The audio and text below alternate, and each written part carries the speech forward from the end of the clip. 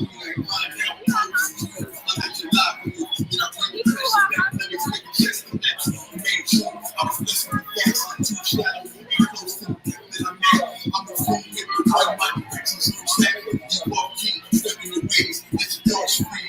ain't selling my soul, it's what it costs me. The enlightenment, taking my breath, I burned out, grab the torch, feet, banging the witness me.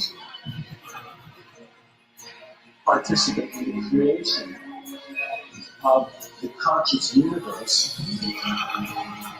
Yeah, see the story that's great to story. See the cool part, became flesh. It was like a more back support. This would be telepathic, smile like the talk. Telekinetic, every cell is electric. I'm a law. You can tell when I said it, I'm on connection. Step quick, I'm a brain to stop the plan stitch. No ice cream, through the rocks in the lands. Let me take you over hell and basic telecreation. Above the prison jails, we placed in the equation. You slept too long, time we be awakened. The man that's disguised and hides inside of snake skin.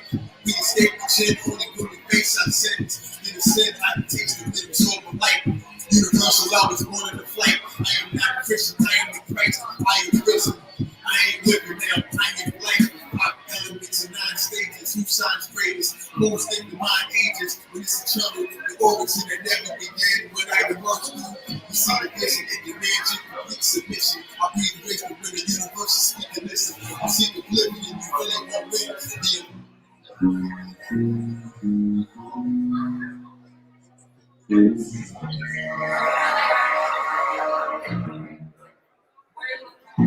When I wake up, no makeup, have naked, I feel like I'm mission.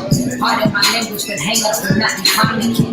No, I'm not flawless, I'm scarred up and fine with it. My body ought to love you, this is all the best and kindnesses. But I still sip tea and shampoo and live free. Hardships and heartbreaks turn to backs of kidneys. And mom told me stay woke, cause all good ain't listening. Choose your words wisely, cause I all know what's listening. But no worries, I'm Gucci, my guys are look juicy. My dad goes, look awkward, my idol still movie. My life is a movie, like Ryan and Mookie. I'm just trying to do the right thing, hope that it improves me. My memories are powerful to me, you're assuming that I can me. It's the moment I got royal hemoglobin coursing through me. And my shit is now inhuman, I get that straight from my women. Sign is good for my regret, yours and true.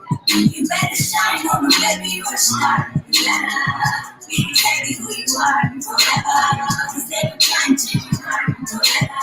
Cause you sure damn fine, just you better shine on me, baby, you're a star. You better be exactly who you are forever. Cause they were trying to change your heart forever. Cause you sure damn fine, just you overnight. I was thinking me like 4 or 5 times.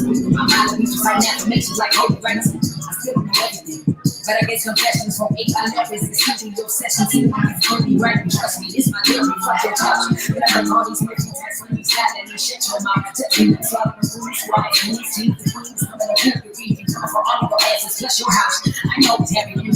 No cops for pretending. I was 14 years old, 14 years old. My girl, so my dick is acting in. Still got these spots and cutting my wrist when I go like the fingers. Now they be telling me what my lips look like. Now I know it's happening. Okay.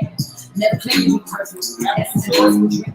I'm just saying I'm working. That's the responsible thing. I can have my life, try to find my life from outside. This is why the only things like that it came from me. You better shine on me, baby, you're a star. You better be exactly who you are forever. Cause they were trying to change your heart forever. Cause you sure damn fine. You better shine on me, baby, you're a star. You better be exactly who you are forever. Cause they were trying to change your heart forever.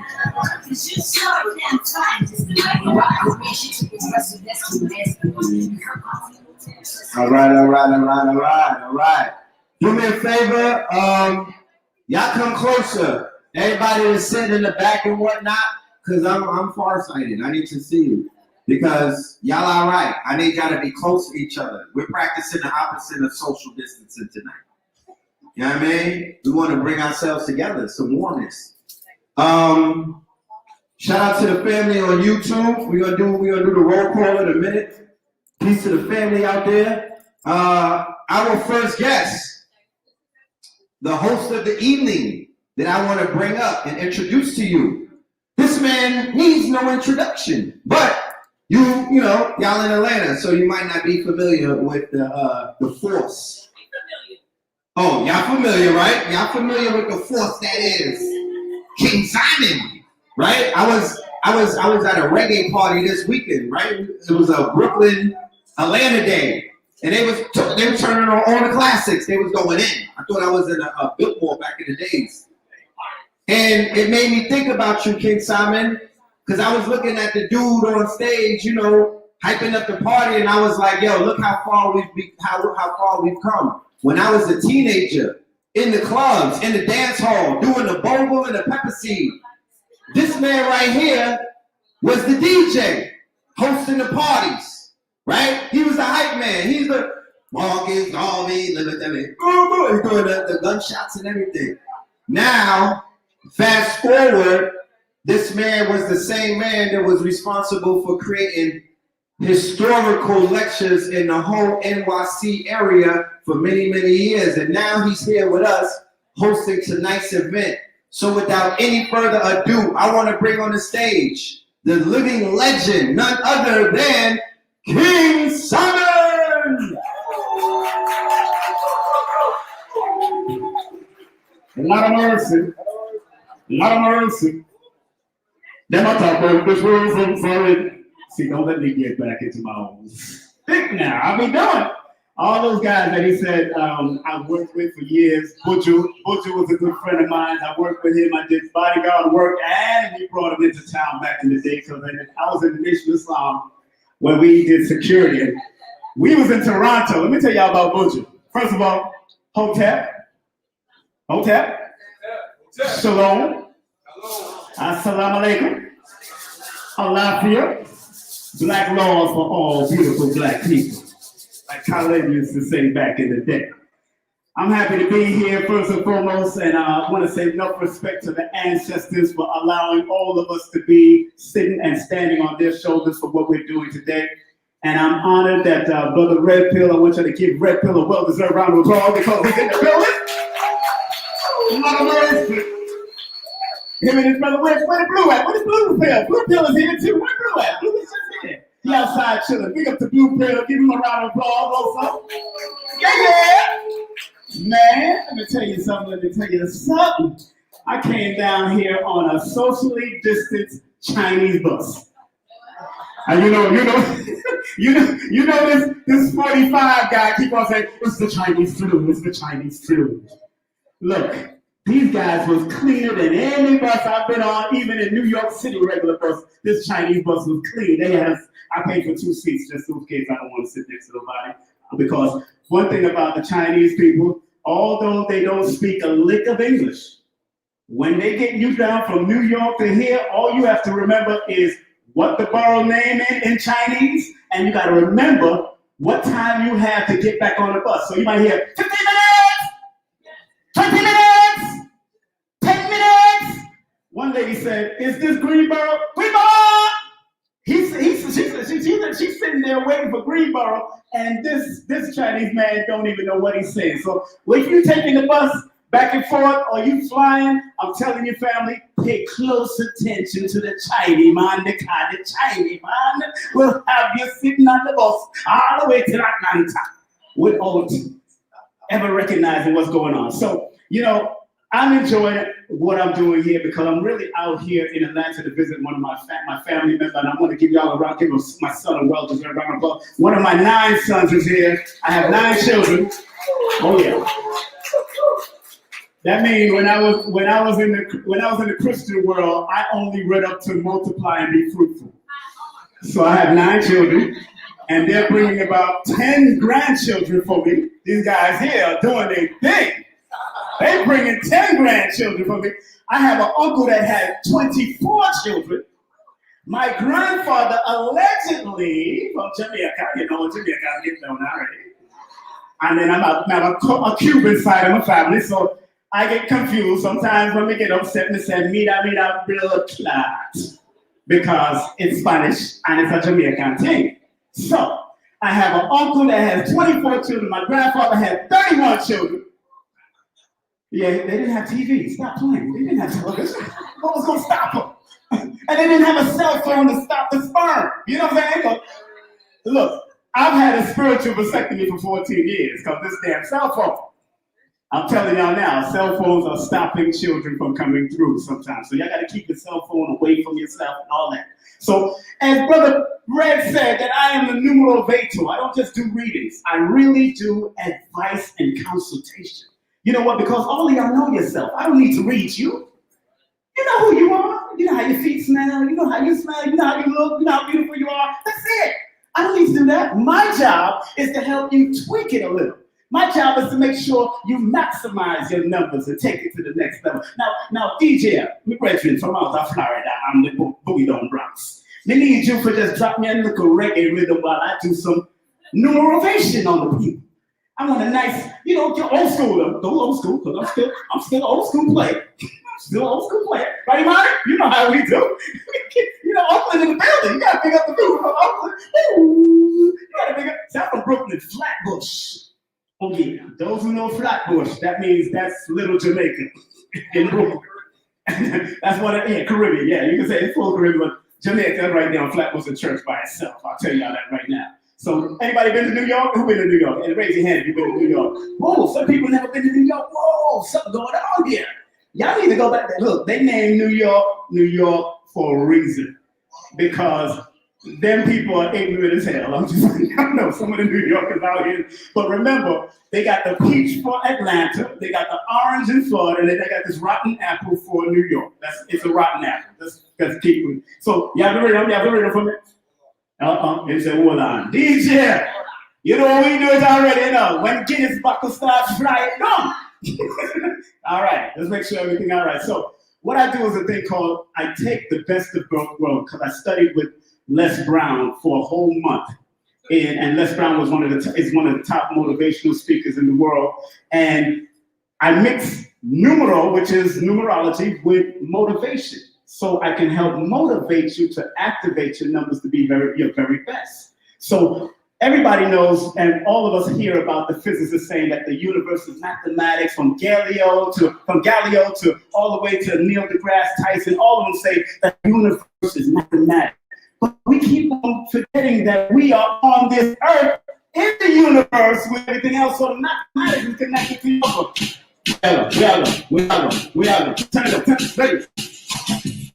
All right, mercy. All right, that's old school, but I want more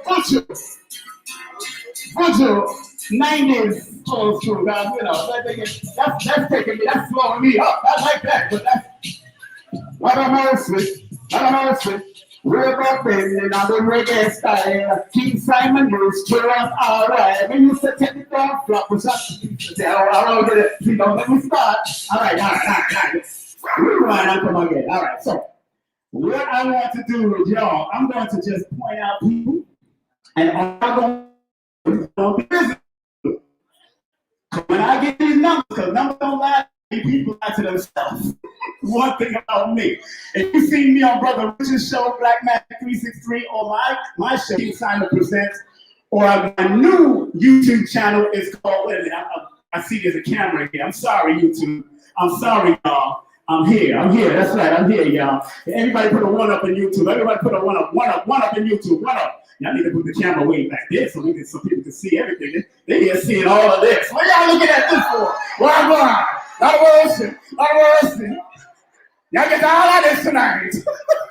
I'm looking like Shabba. So let me stop. I'm gonna back up for y'all. I ain't gonna give y'all nuts. I'm just saying, you got me all over the front. I didn't even know the camera was here. Then I look back and go, wait a minute. This is me, sir. What are we, the 9 children? So let me step to the side.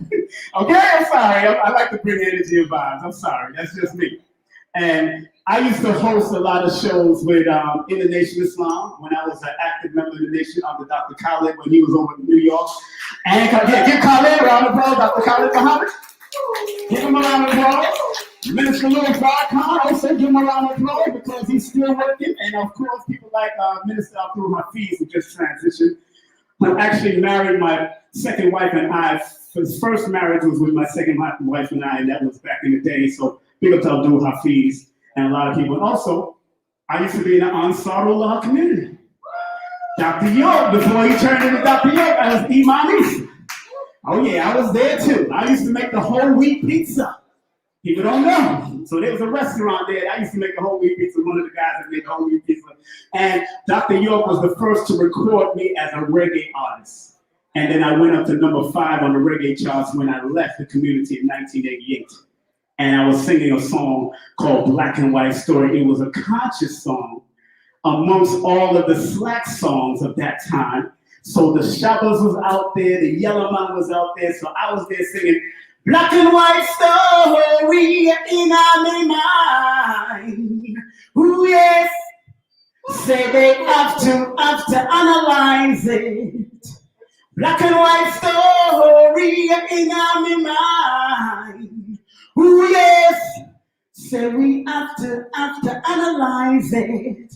May I go tell you a little something about white history. Say all they condemn us through our slavery. They say we were black and very ugly. I lie them, I tell them, I feel like they're street. Cause black is beautiful, the one of them agree. They come out of the mountains and mix up with sea. Here we go, my friends, in the black and white history. Yeah, it's black, it's white, but let we tell the story. This is black. Lord mercy. Here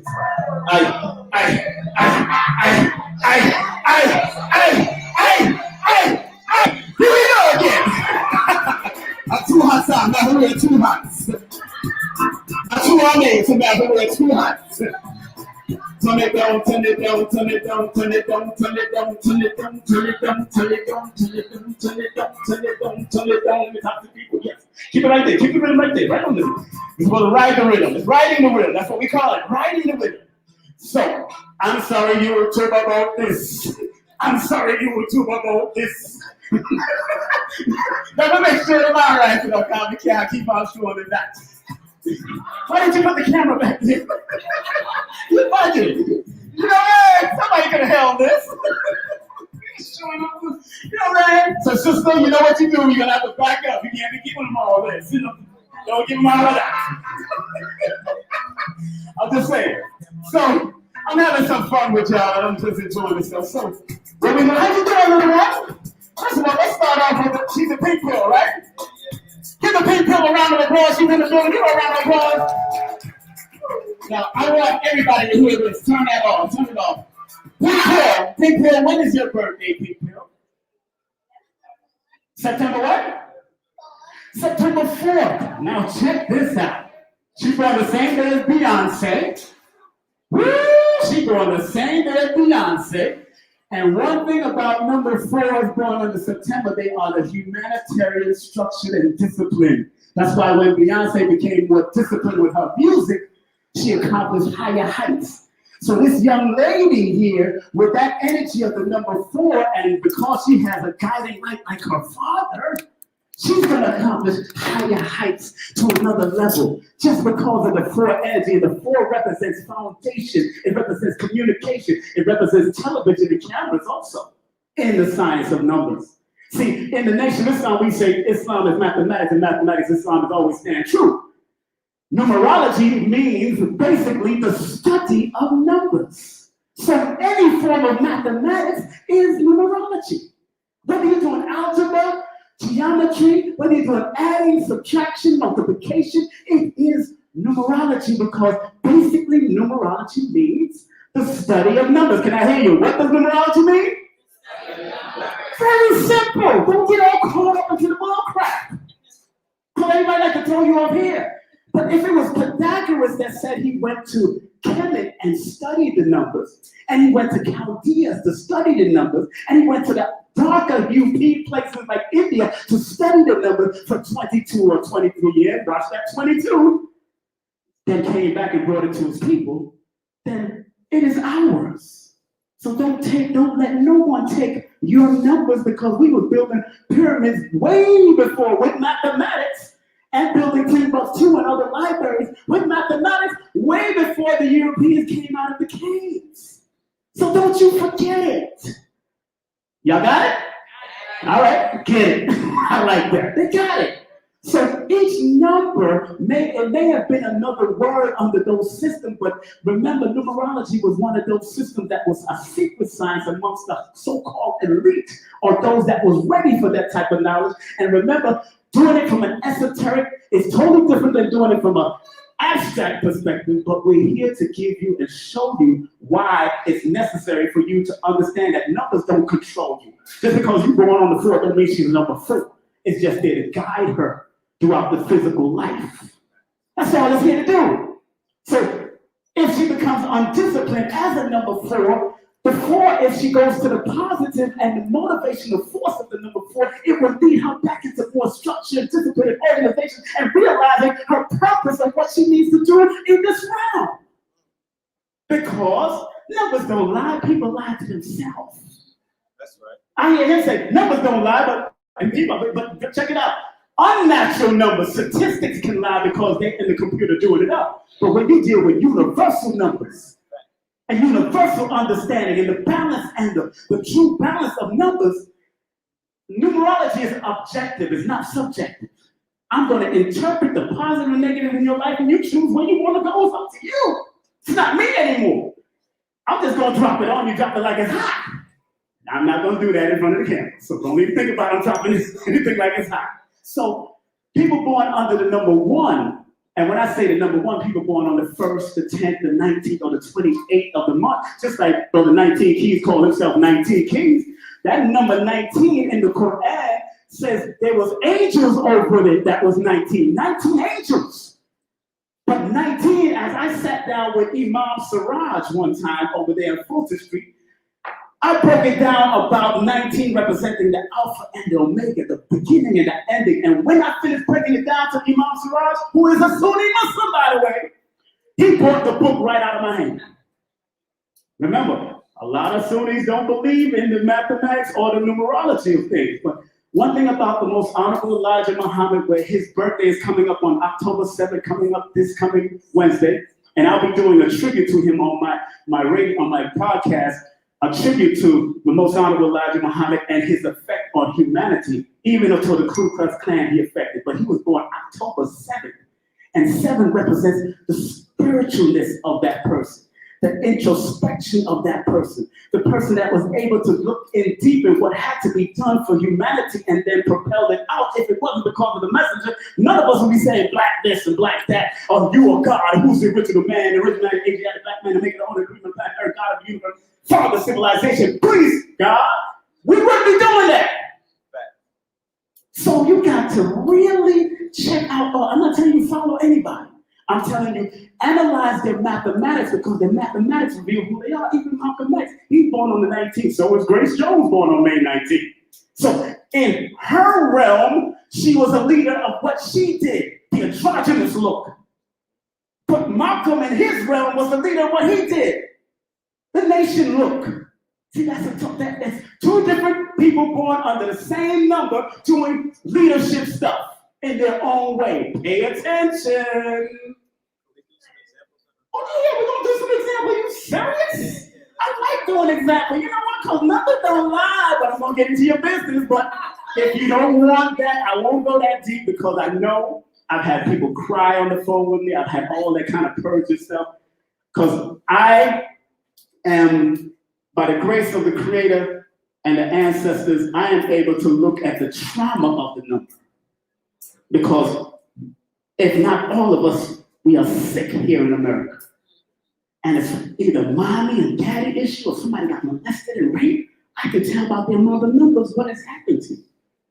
That's why my new book called Numerovation for Mental Stability is coming out.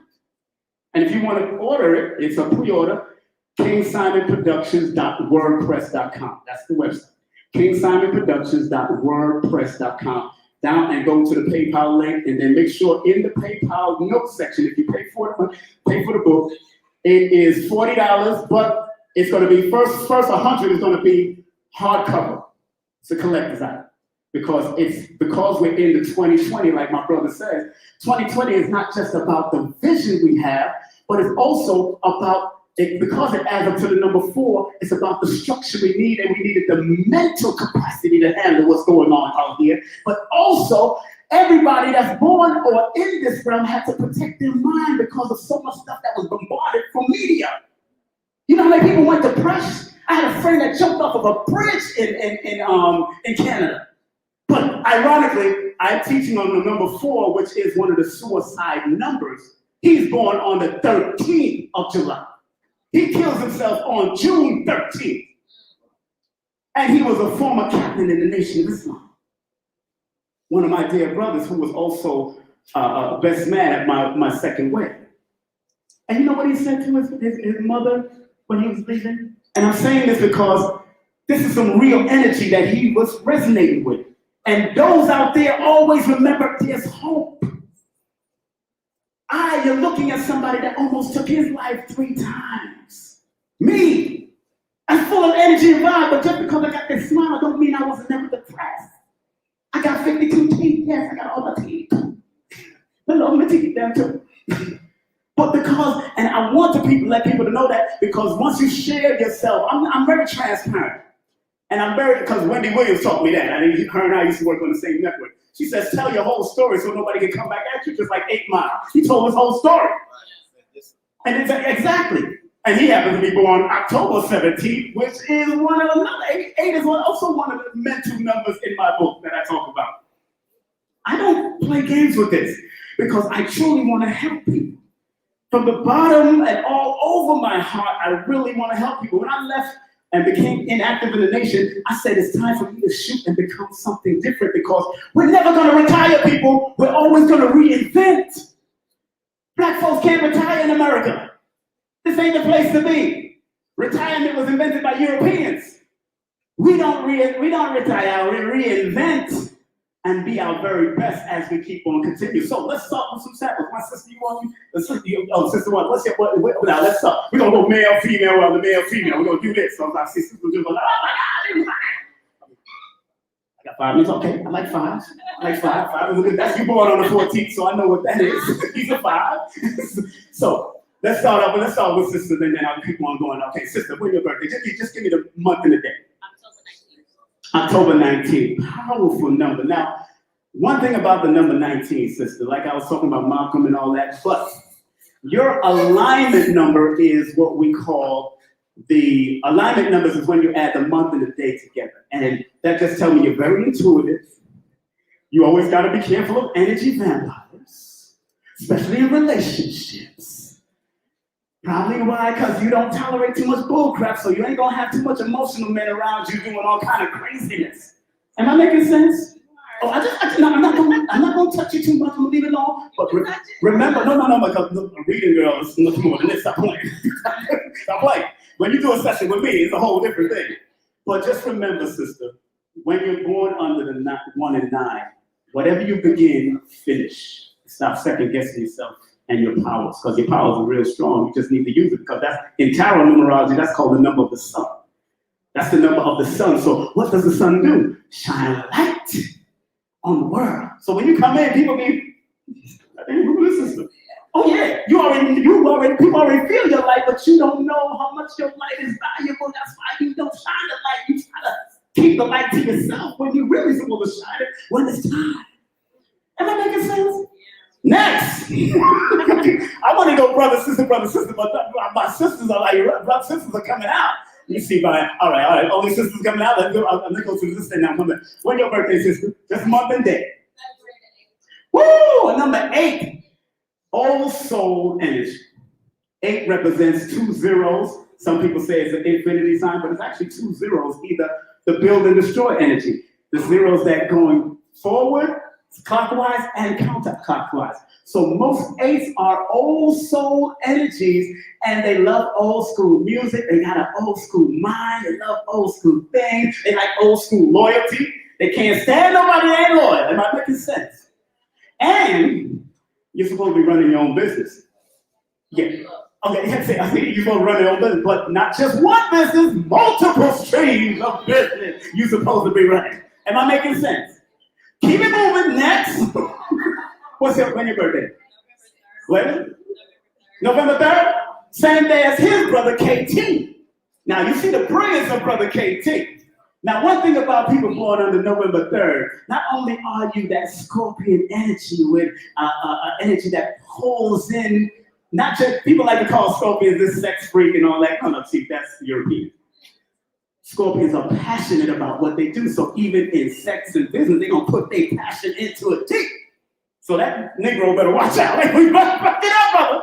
So you, as a number 3, always are supposed to expand your mind mentally, spiritually, and physically, because the number 3 is the number of expansion. After 1, then the 2 comes together, then the 2 makes the 3, which deals with expansion and growth on multiple levels, but also protecting your nerve and be careful of anxiety. Don't get yourself all nervous. Don't let people get on your nerves either. Am I making sense? Next.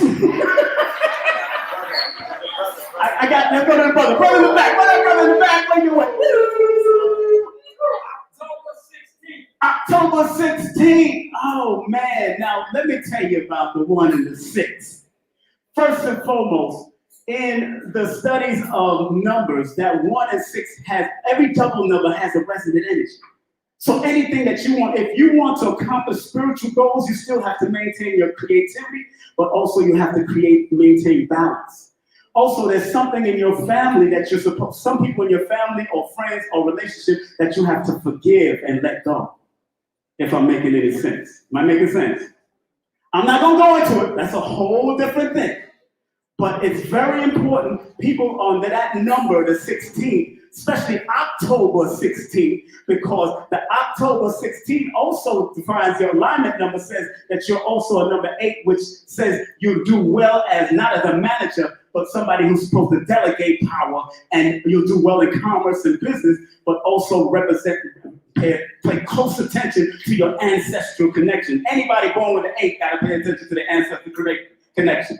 So she born on the 8, your alignment number is a number 8, and then remember that 16 in numerology especially represents the number 7 energy, so your intuition is very strong. And when you have dreams, they are very vivid, if I'm making sense. You should write them down. Right? Okay, next. One more, somebody saying one more. So let me turn around. Who? Oh, yeah. I'm going to do $20 for 10 minutes. $20 for 10 minutes back here. All I need is your first name and your birthday, and we're going to run down what you need to do. We're going to write it on paper and make it happen. So let's go. Come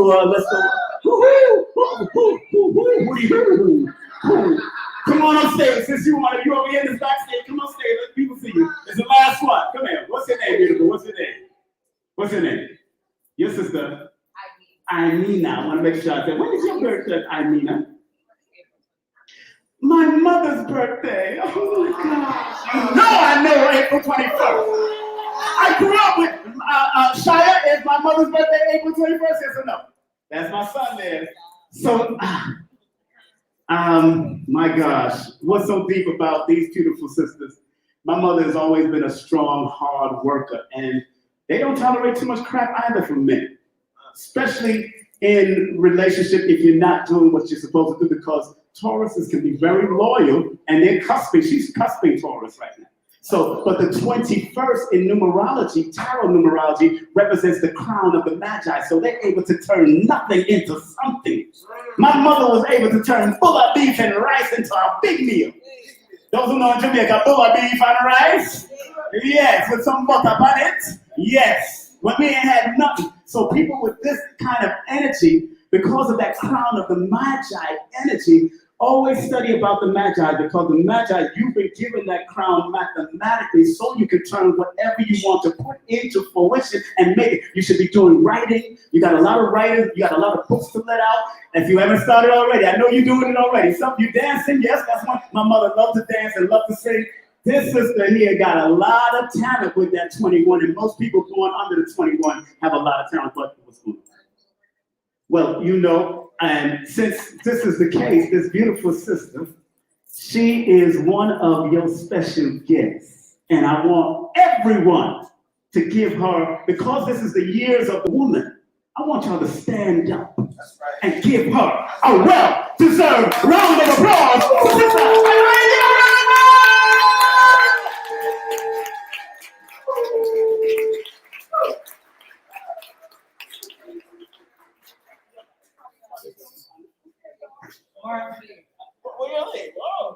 Give thanks and praise. Melanin Monday, give yourselves a hand. Come on, give yourselves a real clap hand. Come on.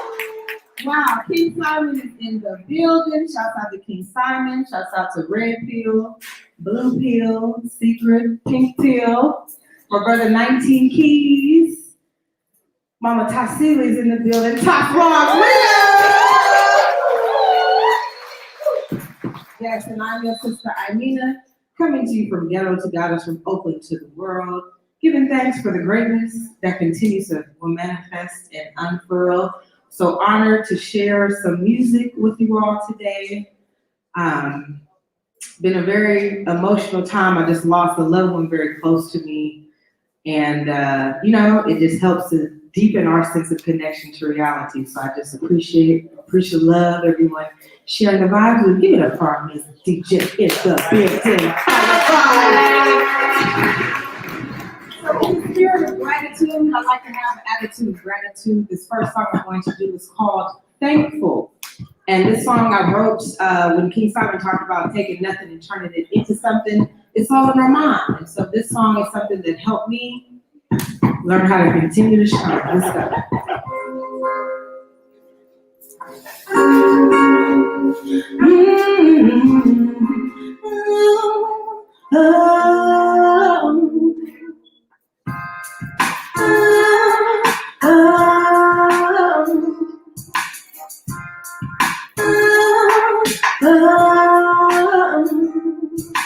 Life is so grand. When I stood to the plan, designers of a destiny, we thank you for the blessing that is life, freedom from pain and strife. Yes, we live a wonderful life. Yes, we give thanks tonight. I am so thankful. I am so grateful. I am so appreciative. Life is special. I'm so thankful. I'm so appreciative. Life is special. I'm so thankful. I'm so appreciative. Life is special. I'm so thankful.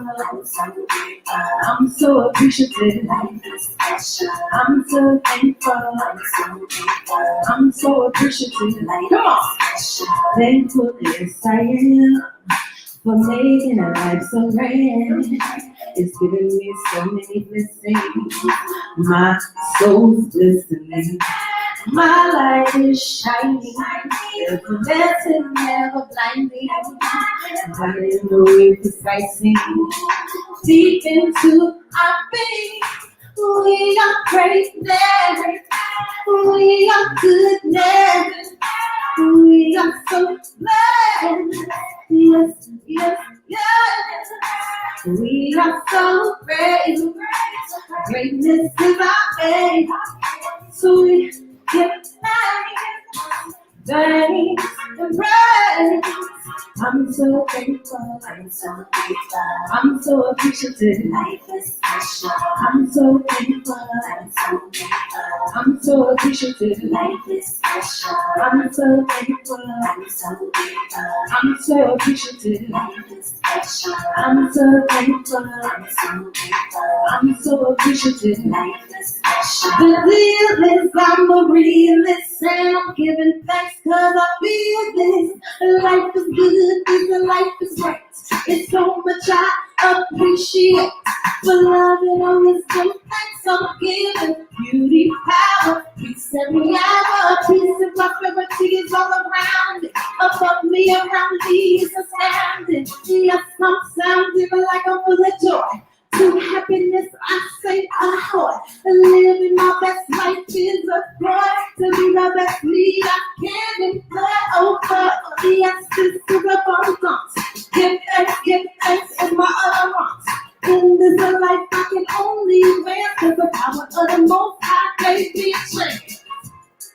Oh, oh, oh. Oh, I'm so thankful. I'm so thankful. I'm so appreciative. Life is special. I'm so thankful. I'm so appreciative. Life is special. I'm so thankful. I'm so appreciative. I'm so thankful. I'm so appreciative. Come on, y'all. I'm so thankful. Hey. And you know, through everything that we go through, we gotta have an attitude of gratitude. That's what's our mentality creates our reality. So we give thanks for that. So this next song, From Ghetto to Goddess, is about sparkling, coming from my journey, rising from ghetto to goddess. In the mind and the situations I found myself in here in the West End, attending Spelman College, dropping out to major in the strip clubs of Atlanta, almost losing my life, finding myself surrounded by pain and strife, and then going on the journey to elevate my mind and finding the gifts inside me so I can shine. Let's go. Ghetto to goddess, ghetto to goddess, ghetto to goddess. How are we living life? Are we free from pain, free from strife? And if we're not telling why, we must believe we can fly. Like above all the pain, turn me to a higher plane. Strategize with the game. Lower things, make a change. From ghetto to goddess, come on. From ghetto to goddess, hey. From ghetto to goddess, come on. From ghetto to goddess, goddess.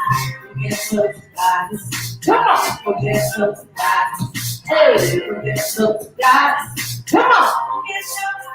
Being in the ghetto is a state of mind. Yeah, we need what's to do in a phase of time. Some of my people just might say, living in the ghetto is our only way. But we can make it right when we try. I'm telling you, don't live a lie. No, you are free. Let it be. Free yourself from mental slavery.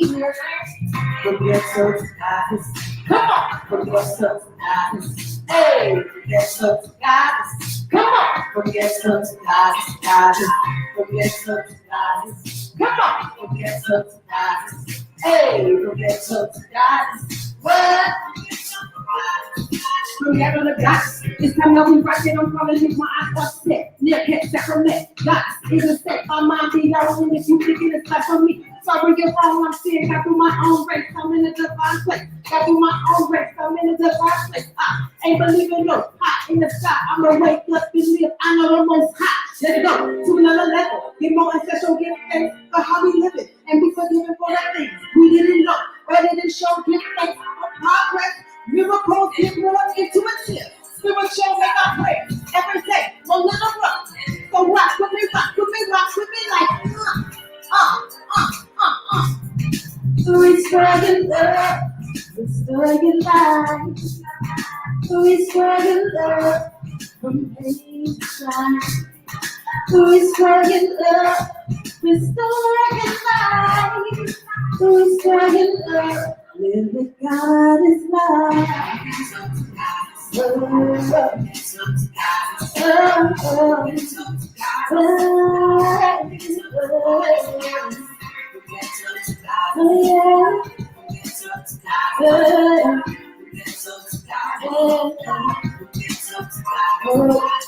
From ghetto to goddess, what from ghetto? Come on, from ghetto. Hey, from ghetto. Come on, from ghetto. Hey, from ghetto. Come on, from ghetto. Hey, from ghetto to goddess. Ashe.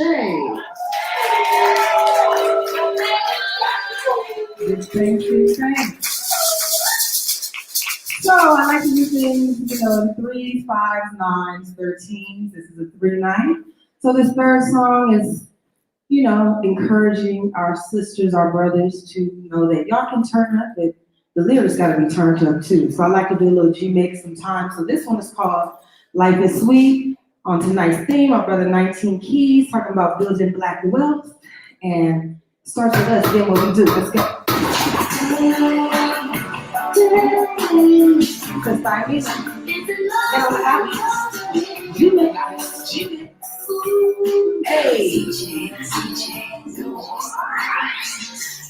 sweet, yeah, life is sweet. Drip, drip, honey, baby, blessings on repeat. And they flow, getting it for sure. Sister IMINAH, and you already know I'm here to raise a bar. No, I'm this in your car. I'm here to tell my people things like they really are. Okay, these bitches screwing, but we're going to pursue it. Now how you really moving? Tell me how you really moving. I'm here like, wait, hold up, this is the goddess lower. I got my business, but still know I got that good stuff. My kisses see the snow. I am IMINAH Ice, and I get putting that like all being free, don't see me when you the business is full of our people. You know when they see us, it ain't never just us who they shooting and locking up. Oh, it's just us, and that's the same for it. It's time and great for it. We deserve so much money that they owe us, honey. I'm my people, cause we are more than equal. So this is bread and get ahead, we are more than equal. And I'm seeking reparations from these wicked nations. Black lives matter, what you really say, what you really do. All of my people, yeah, it's time to reparations. Okay, it just ain't money, we should pay no taxes. Honey, I'm saying no tuition and land grants too. We need them subsidies, we need them loans too. All our own businesses, that's what the business is. Instead of robbing and slanging jobs, just to fight and live. Yes, we deserve our own. Time to reclaim our throne. Reparations worldwide for my people. Hell no, we ain't free. No city, one can see. When you go into the prisons, it's full of our people. You know when they see us, it ain't never just us who they shooting and locking up. Oh, it's just us. And that's the slave for it. It's God and grateful. We just cover so much money that they owe us, honey. I'm repping for my people, cause we are more than equal. So let's get this bread and get ahead. We are more than equal. And I'm seeking reparations from these wicked nations. Black lives matter, we been having too much patience. What you really saying, what you really do. All of my people, yeah, it's time to start the real thing. Tell me.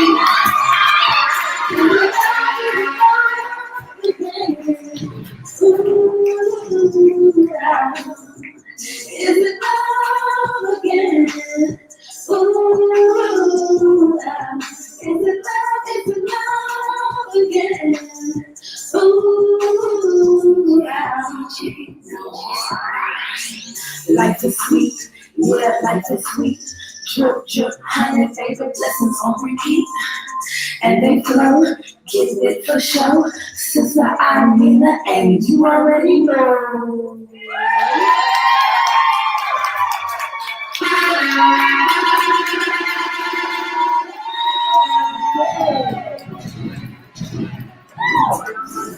Again, I'm your sister IMINAH, coming from ghetto to God, from Oakland to Atlanta to the world. Y'all follow me on IG, Instagram, YouTube. Check out my music on iTunes. And stay tuned. I say.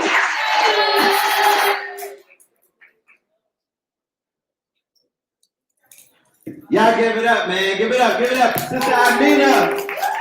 Right? Living proof that therapy is in the music. The music is therapeutic. You know what I'm talking about? She came up here and shined her light. Right? So, with that being said, we are about to take a small break, and then when we get back, we're going to bring on the God body himself, 19 Keys. So, 10 minutes, go and chop it up with the vendors. We have a book. By show of hands, how many people first time here? All right, cool.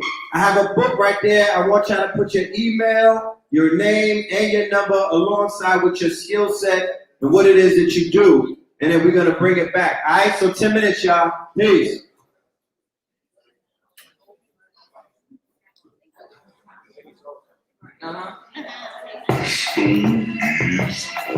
What's the reason for the presentation? Here's my question. Your selection of words is annoying. You got stroke back, mumble crap, no thought, into that. I saw that flow of waiting. Brace yourself, no close caption, no title. Broken English when it comes to my music. I bring it to your face. I'm a survivor, you're in the China game. I'm everywhere. I see the word is red and like a train. There's nothing left. And people change. They got me up again, spreading about my name. They trying to bring my life to shame like my body and on the sober. I'm getting sick. I'm getting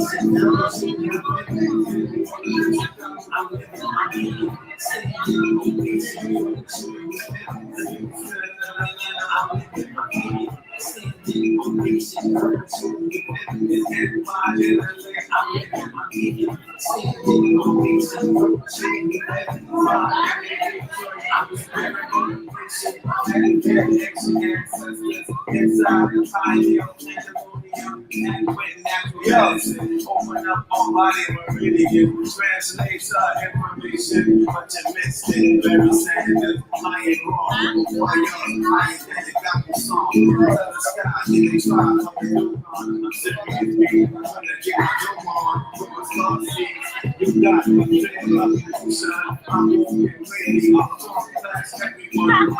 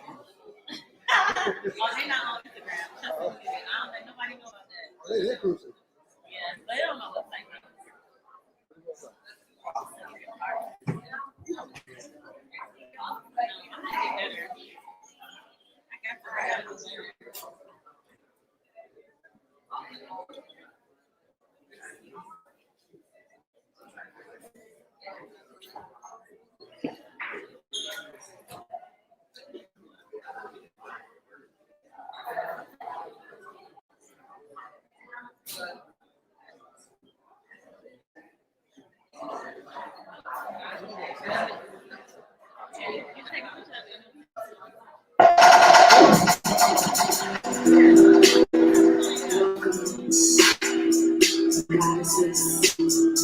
healers,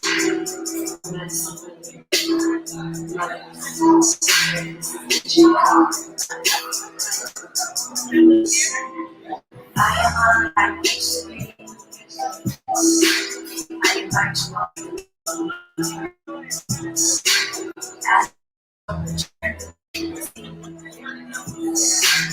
Let's find it out so it's safe for me.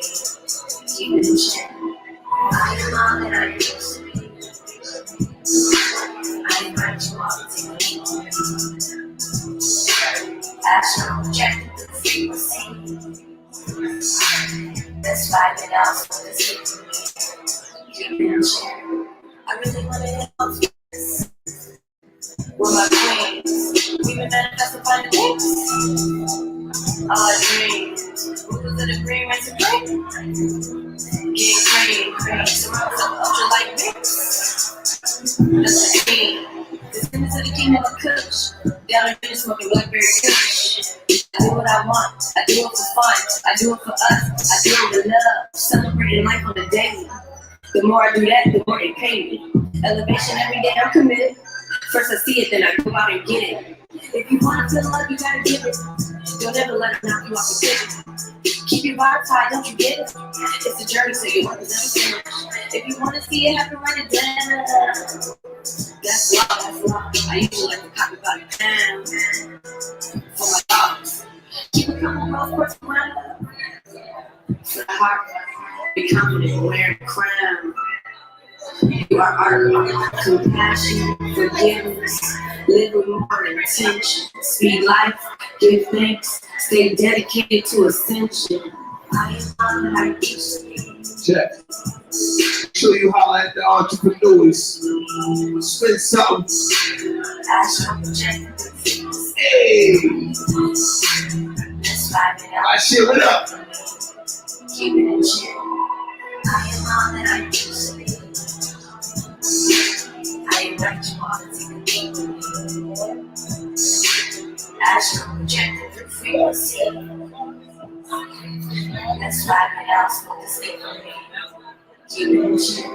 Tap in, stay in tune with your cycle. Let it flow. Every move of a minute to rival.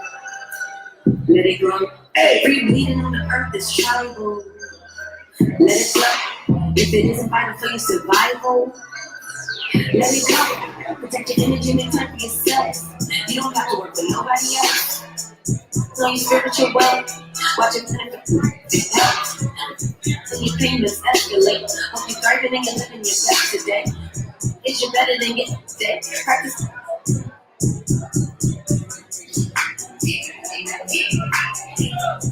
Shot the red pill. Hey! What up, Blue?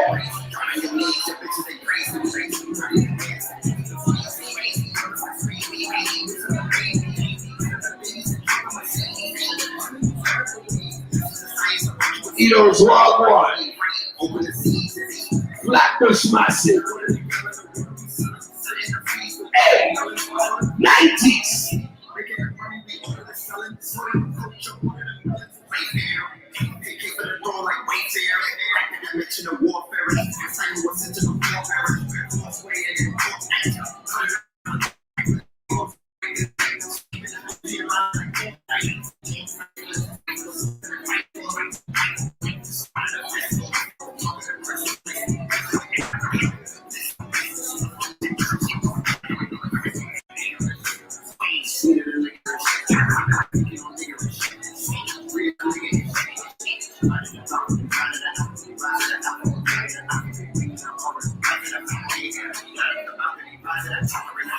We got the ITEL fam. Shut the hole. All the way, what up?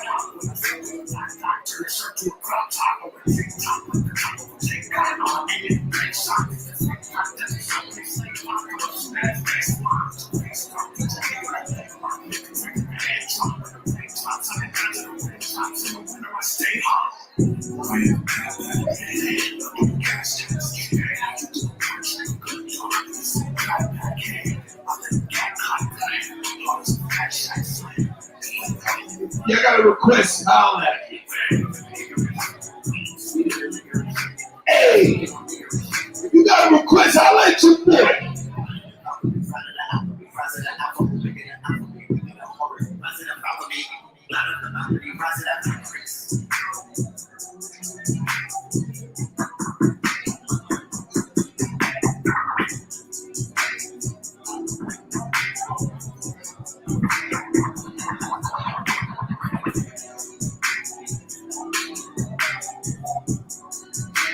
ATL and the ATL, let's go.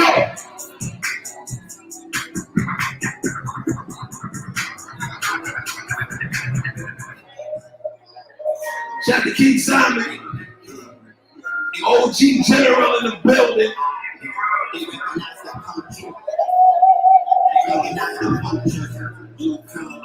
Original yard man.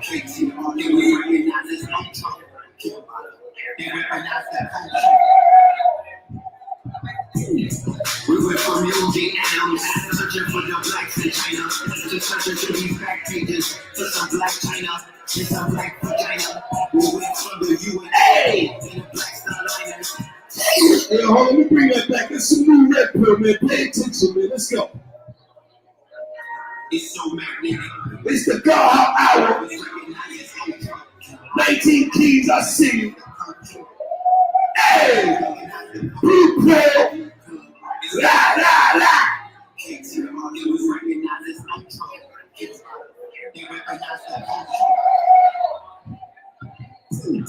We went from music animals, searching for the blacks in China, to searching for these back pages, for some black China, and some black vagina. We went from the UNIA and the black starliners, to some black pieces, black shiners. We ain't track from the miners. We from that for damn black designers, to some country turtlenecks, black race. Hey! Moving on up, all up, train. This night is on Elm Street. Communicating, moving on up. I'm dream chasing, chasing us. As above, so below. We was adjacent once. Ridiculous fears, they drink his tears. While you waking up for delinquent years, distinctive years. Crack pain, black rain, Phoenix single backstage. State property, crack cake. Hell up in Harlem, the black flames. Little cage, going through his crack rain. Rain captured, bulletproof zombies fractured. Toothless blondies carving a piece. Ruthless zombies starving for peace. No disguise with the vulture's eyes. Most survive with their culture's guys. Look at soft face, no social eyes. Coach the guys that get posterized. A drop in the ass that emulsifies. More like your media socialized. When they see us and they start acting goofy, we smacking goofy, they acting goofy. I'm a timeless royal, timeless turmoil. Feeling timeless on timeless boil. Flaxseed oil, black boil. I know in the bachelor soil, with orange coils. With the loss attraction, I'm not cross to action. If you look like Penny for a good time, I toss a Jackson. Me in the car in this sponsored table. I'm dripping in carrots, the sponsor the jangle. If I had to decide to fade the Billy Gates, I say young choppers ass like a mistake. Should I give birth to a lady killer? I get desire to the same dealers. A hard pill they soon to swallow. Whenever I go, but these drones they soon to follow. I resisted the urge, they persisted to purge. We take the wood from the back of wood. In my neck the wood. The nigga who say neck is good. Protect the wood, protect this wood. 36 chambers. Inspect the deck was good.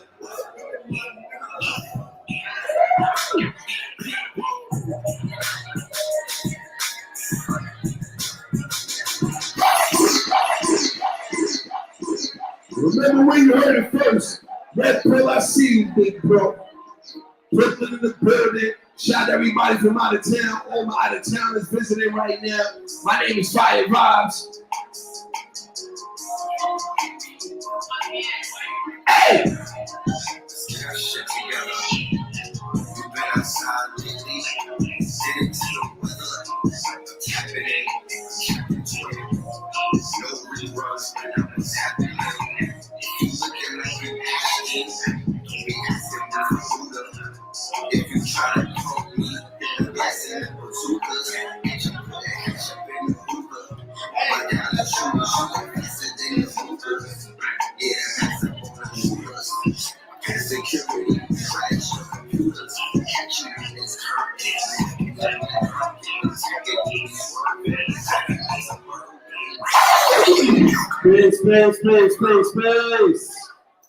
All right. We are getting back into the second segment of the show.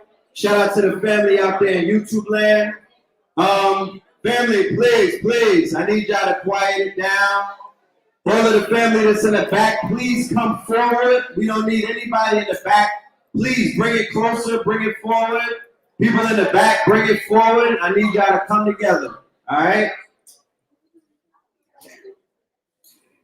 All right. So, by show of hands, how many people were in the building last week? That's what's up. All right, thank you for coming back. At the end of last week's show, we brought our brother on, who's going to be our next guest, to give y'all a taste of what's to come this week. So we're at the point where we're ready to bring our brother to come through to deliver a lecture to the family. But before we do that, I was outside and I was approached by a brother who gave me a flyer, and the flyer said that the brother was running for state senate, and his name is Ford. And I know tonight the brother 19 Keys is going to be talking about politics, the election, the selection, amongst many other things, the black standard, the wealth standard. So I was like, nah, that's the ancestors talking right there, because we always hear people say, I'm not going to vote for Biden or Trump, but if you do vote, you need to vote locally. If you really want to spit that why you need to vote and what your ancestors died for, well, where that power is really affected is on a local level. So I want to bring this brother on stage because it's not often that we have brothers come to our classes and our lectures that are involved in politics that want to help the community. On the noise, y'all. Right? But if this brother does what he said that he's going to do, then we may have a friend in office. So let me bring this brother on stage. Give a hand to Brother Zan Ford, please. Peace, Kid. How's everything?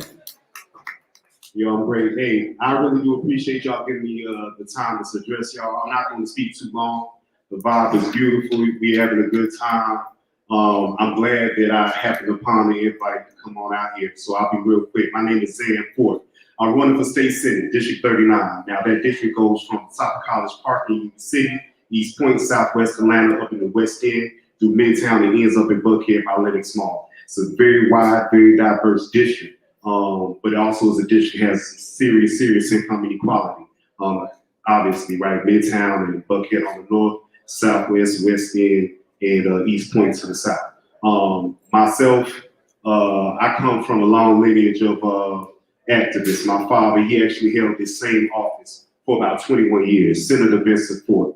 Some of you may know him, some of you may not. If you don't, I'll say go ahead and do some research on him. But with that said, I'm my own man, but very much I have the same activist spirit my father has. Some of the things that I am in favor for, raising the minimum wage to $15, expanding Medicaid so that 300,000 Georgians in this state can have health insurance. Because the only reason they don't right now is because Republican leadership has decided they do not want to give, rather disperse the funds that was given to them by Obama during his last term. And it's simply just, basic pride and pettiness. It was bad enough before COVID, but now we're in the midst of the worst pandemic in the last 100 years. It's downright immoral and conscionable to let that go on. And as a young black man, or youngish from 36, 37 this month, as a young black man, it is also very incumbent upon me to push police reforms. There's a fundamental problem with the way that this country polices its citizens, especially its black citizens. So I'm not afraid to say Black Lives Matter at any moment, any time, in any arena, to make sure that that movement is felt wherever I go. And one thing that I do want to see as far as police is create a database that tracks the negative actions that our police have in our community. So then when an officer violates the public trust in our community, they cannot simply go to a different jurisdiction and continue to operate. I'm an insurance agent by trade. I know it's insurance agent, it's kind of boring, but with that said, I'm licensed and certified by the state. And if I do anything to violate my code of ethics, I lose my license. I can no longer do my thing in the state. So why in the world would a police officer that gets fired in Atlanta be able to go up to, like I said, Gainesville? Right. And then get fired from there and go to Savannah and keep perpetuating the same foolishness. We got to get rid of the bad apples. We can't just move them to the back of the shelf. So that's a little bit about me, man. Yes, sir. So are you saying that knowing about the insurance, going after the insurance of the officers, is that a part of your, that are you running on that? Yeah, so some other police reforms I want to see are abandoning no-knock warrants, right? But also banning chokeholds, but also, and more to your point, ending qualified immunity. Qualified immunity is a law. It's not necessarily called qualified immunity everywhere you go, but it's basically a law that these states and even federally that they have that protects individual civil service, and not just law enforcement. It can be anybody that has a government job from being prosecuted for doing something in the course of doing their work as a job. We definitely have to end that. That really does protect these police officers, these bad cops, and allows them to operate without any sort of oversight, without any sort of fear of retribution, legally or otherwise, because they know that law's going to clamp down and protect them no matter what they do. Very seldom is anybody ever held to criminally responsible. At the most, you may be able to get them in a civil suit, i.e., Breonna Taylor, $12 million. But they're not even going to give it any sort of love as far as actually going after the men that murder her in cold blood in their own house. So, yeah, I don't want to take up too much of your time, y'all. My name is Zan Fort, Z-A-N, last name Fort, F-O-R-T. You can follow me on Instagram, Twitter, Facebook, Vote for Fort, V-O-T-E, the number 4, F-O-R-T. And you also go to my website, www.zanfort.com. And if you are, if you're so inclined, please donate. But if not, just tell somebody about it. Y'all out here in the West End, so you know people who stay in this area. I'm sure you know some people in College Park, East Point, so on and so forth. Talk to these people, let them know about me, let them know I'm the real deal, and tell them that you had the chance to actually speak to me. Furthermore, if I could do this one more thing, and I really have no problem doing this. I know we're on the internet as well. But I always give out my phone number freely, my cell phone number. If there's anything at all that that you take an issue with, you think nobody is paying attention to, nobody cares about, give me a call. Don't be about that foolishness, but give me a call. Or text me, or do whatever you have to do to reach out to me. If I don't answer the phone, I'm usually in a meeting or in something else, I'll give you a call back and we'll go over it. I have no problem doing that. That phone number is 770-243-3776. Again, 770-243-3776. I appreciate the time, y'all. I hope y'all enjoy the rest of your night, and I want to thank you for having me. All right. Get that brother a hand, man. Mr. Fort, when you get in office, we're going to make that visit. I'm just saying, you know? Yeah. It's always good to have friends in high places. So, right? With that being said, we have reached that time in the lecture that we're about to receive some downloads and some information and some insight and some light from one of the brightest lights in our community. You dig? But in the spirit of twinning and in the spirit of 2020, which is the 2, right? I'm gonna have this brother's brother get up here and do the introduction and bring his brother on stage, all right? So give a hand to Brother Bashir, please. Y'all, give a hand to Brother Bashir.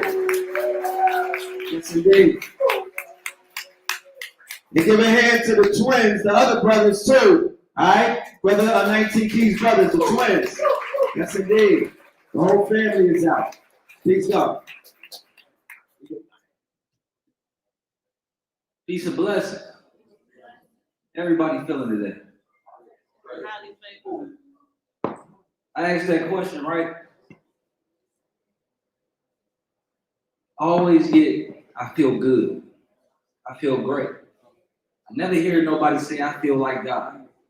You understand? The question today is, it's the fear of the black man, the fear of the black woman, the fear of your power. You see, they've been fearing your power. They've been fearing your mind for a long time. You understand? You see, what ended up happening is they switched their fear onto you. They was afraid that they were actually monkeys. They knew the history of who they was, but they called you a monkey. You understand? They knew the history of everything about you. They knew that you came from greatness. They knew that you came from power itself. They knew that you came from a spaceship and not a slave ship. You understand? They knew this all about you. This is why every day they still digging up pharaohs. They still digging up our priests. They still digging up our ancestors. Because they reminding themselves every day who you are. Because they are afraid of you. Realizing truly the day that you wake up, that you step out of this box that you live in, and truly the day that you wake up, that you step outside of the essence of nothing. You understand? Everybody, you walk around parading. You want to grow businesses. You want to get into the stock market. You want to get into all these different things that are who is this built by? These concepts. A lot of the concepts of everything that we feel like that's our dream was built by someone who doesn't even like you. You understand? Y'all hear what I'm saying? Y'all get this?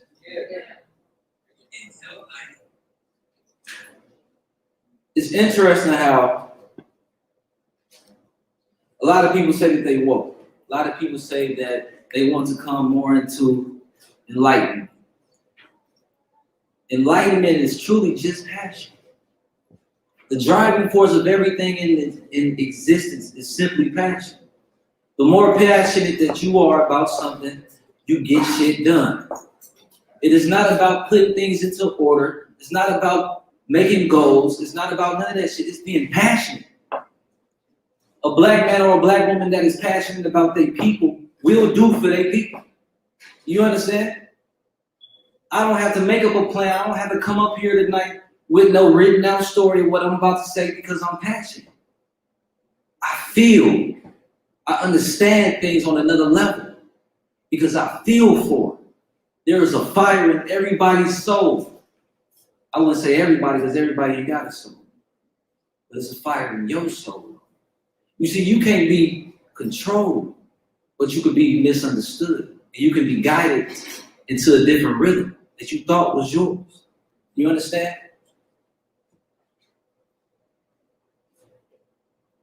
Being black gives you an advantage over every species over this planet. Not even just the planet, but the universe and the cosmos. See, we think we're alone. We think that it's just us and the white man. But that's not even true. Elijah Muhammad told us a long time ago, he said that there are 7 planets within our solar system that have sentient life. See, but when the black man tell us things, we don't believe it.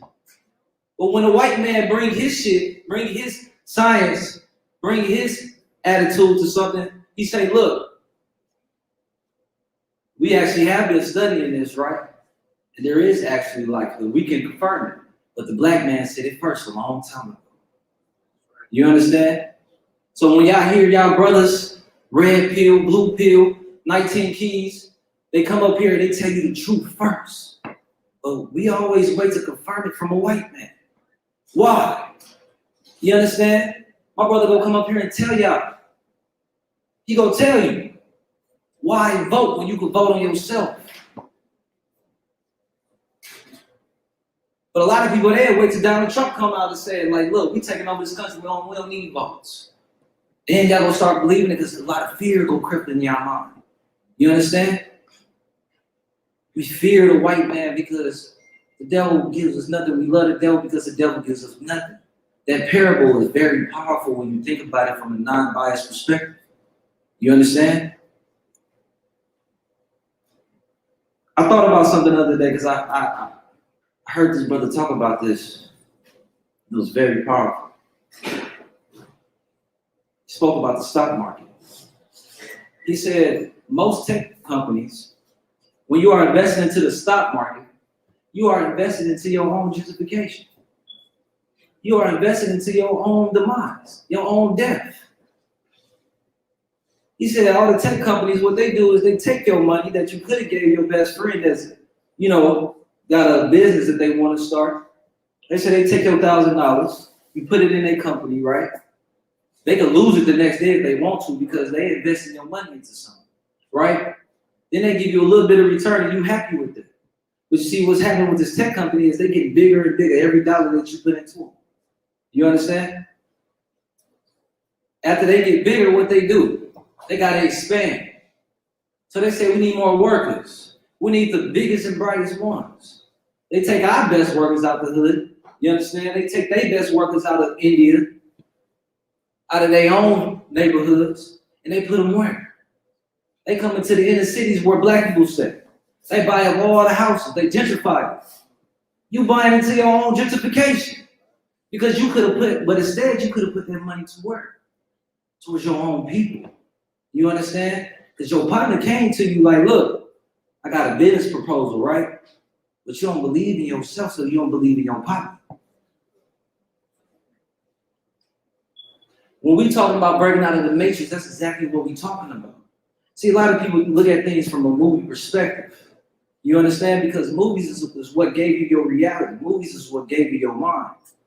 So you think and you look at things from a movie perspective. When they told you that the Matrix was truly a documentary, that shit was true. The reason why I know it's true because I speak from experience.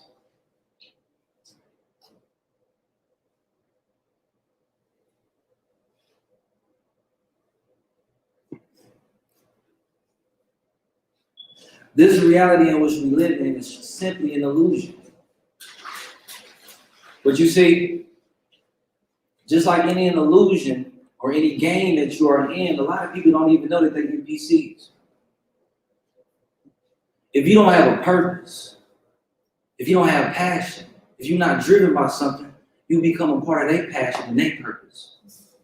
You understand? If you don't have a drive, the world will drive you crazy.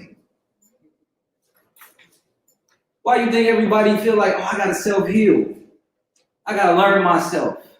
I can't even get in this relationship right now because I'm not even in a perfect relationship with myself. Because you forgot the reason why you came here in the first place. It was a blessing to become a black man or a black woman. But you forgot that. You came here because before you were here where your soul exists, where your spirit exists, because everybody knows that they got a higher spirit. Everybody knows that they got a higher existence because it speaks to you. Anytime that you have intuition that creeps in, anytime that you have a thought of a higher pattern, when you say, when you get that business idea that seems like $1 billion idea, where do you think that's coming from? Huh? You thought that was you? Or was that your higher self? You see, the only thing that we conceive, the only thing that actually happens is your higher self already conceptualizes things for you because it already exists. Your lower self in this realm is the realm that receives the information. You are receiving information from your higher self. It guides you.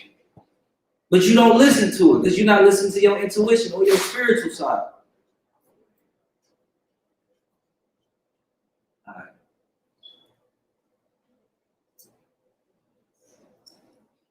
And the last thing that you do is you perceive the information. And this is from your higher self. So what we're talking about right now, when we are tapping in with one another on this level, when you are coming to events like this to receive information, you got to remember this is still your universe. So this information is actually yourself coming to you in person, from another body, from another existence, coming to give you the reality in which you need to exist on. So as my brother come up here on stage, Brother 19 Keys, you understand? He's gonna come here and give y'all the reality of what's actually happening. And I love y'all, peace and blessings. You understand? It's only one mind in the universe. My name is Bashir. Let's get it.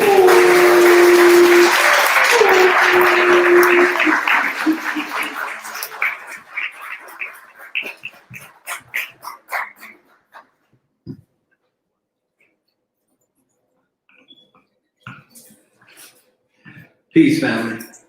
Assalamu alaikum. That means peace be unto you. For those who don't know, this is my younger brother. Bring him on stage, man. When I was young, I remember we used to do, come on up here. He didn't know he's got to stand on stage. You understand me?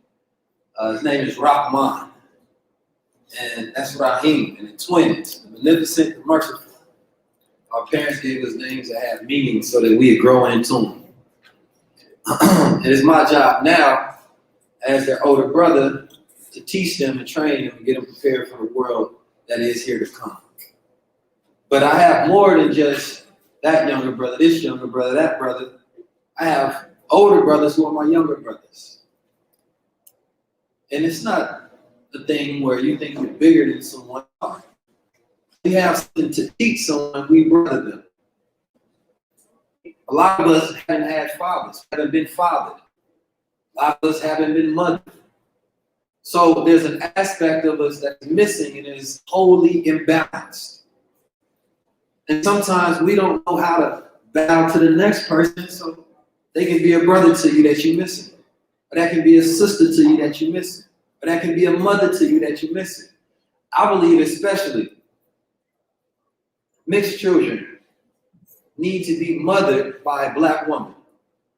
You didn't have a black woman in your life, that mothering can recorrect you. That nurturing can bring you into balance of real, true righteousness. How everybody doing today?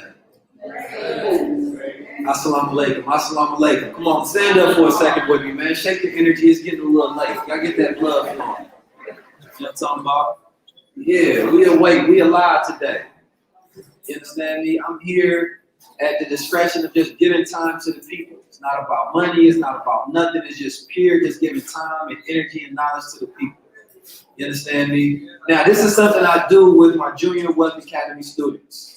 And these students range from like 4 to 18. And I have everybody look at their fingerprint. So everybody check their fingerprint. Come on, stand still, man. You're gonna be a soldier today, man. You just stand still right there. You ain't gotta do nothing. So there's a saying that they say there's nothing new under the sun. Everybody heard that saying before? I don't believe the saying because the fingerprint is new, right? When you're born, you're the only one that's born with this fingerprint. So every time I hear somebody say that, they saying that because somebody else just said something that wasn't new under the sun, and they just pass it down to them. And it just becomes social programming. We just say things, react to them, reply to them, with no real meaning whatsoever. Some of us go our whole lives without any real original thoughts, and we never hear somebody say, damn, I never heard nobody put it like that before. I mean, you ain't never really thought for yourself. So the proof that you're original, the proof that there's something new under the sun, the proof that you're a God is your fingerprint. It's like your receipt. So anytime that you forget who you are, look at your fingerprint. You're something new. If there's nothing else that you've done on this planet Earth, you brought something new to the earth. You all can sit down. Now, does anybody know a 100% sure way? I talked about this with Red Pill earlier. A 100% sure way of finding one's purpose. Yeah, stop lying. Stop lying. It's 100 proof. I promise you. If you just stop lying. Now, I believe this even in a minuscule manner, right? That if somebody texts you and it's not funny, don't click laugh out loud if it ain't funny. You're right. Now, your brain, what starts to happen is it starts to get confused when you lie, right? Because your nature is that of a righteous being, right? So now you're going against your nature every time you lie, right? You got that self-accusing spirit. You beating yourself up in the head. When you go home, you got to take the drugs. You got to figure out some kumbaya, some therapy, because you've been lying to yourself the whole time. And now your body is in conflict. You fighting your own demons because you keep lying to yourself about why you in that relationship. You lying. You ain't with that person for the reason you said you was. But that's enough to keep you in it. You at that job, you're not there for the reason you're saying you are. You like it. No, you're not really ready to go and do for self. You're lying. And lies kill willpower. So every time you lie to yourself, you decrease your ability to manifest something because your own subconscious being don't believe you. You said you was gonna get up and go to the gym. Big self sat there all day. Next time you say you go get up, your body like, wow, shit, last time you said that we ain't do it. You know what I'm saying? Now when you might be serious with something, we about to manifest this, your mind like, we'll see. Because you're so used to lying. There was a point in time where when we say, we do it. With no lies. We couldn't even speak so much because it was forced to manifest through every word that we said. That words were not wasted as we do today. Useless conversation, just fillers of time. That we just say things because we don't like silence. You know how violent the inside of you have to be where you're afraid of silence. You can't sit with another person. You have to fill the air gaps with words that mean nothing. You don't even want the answer to the questions you're asking. You're not even interested in how the person's day was. You don't care. But you go ask though. You understand me? But the moment we start telling truth, you force yourself to align your actions and everything is real. So now I can't say nothing unless it's real. My philosophy for bullshit is when you say something with no regard to whether it's true or false. Or you do something with no regard to whether it's true or false. So a lot of us live our life bullshitting. Speaking bullshit with no real regard whether it's true or false at all. Whether you're going to really do it, whether you really mean it, whether it was really funny, whether that person really looked good, or you just throwing out compliments. Now, if you ugly, you know, that's something, you know. You got nice shoes. That was true. You know what I'm saying? But I'm not about to compliment the facial features if I don't feel like, you know, they corrective in the eye of my beholding. You know what I'm talking about? But in the reality, we ask ourselves, why do we vote? Why do we vote?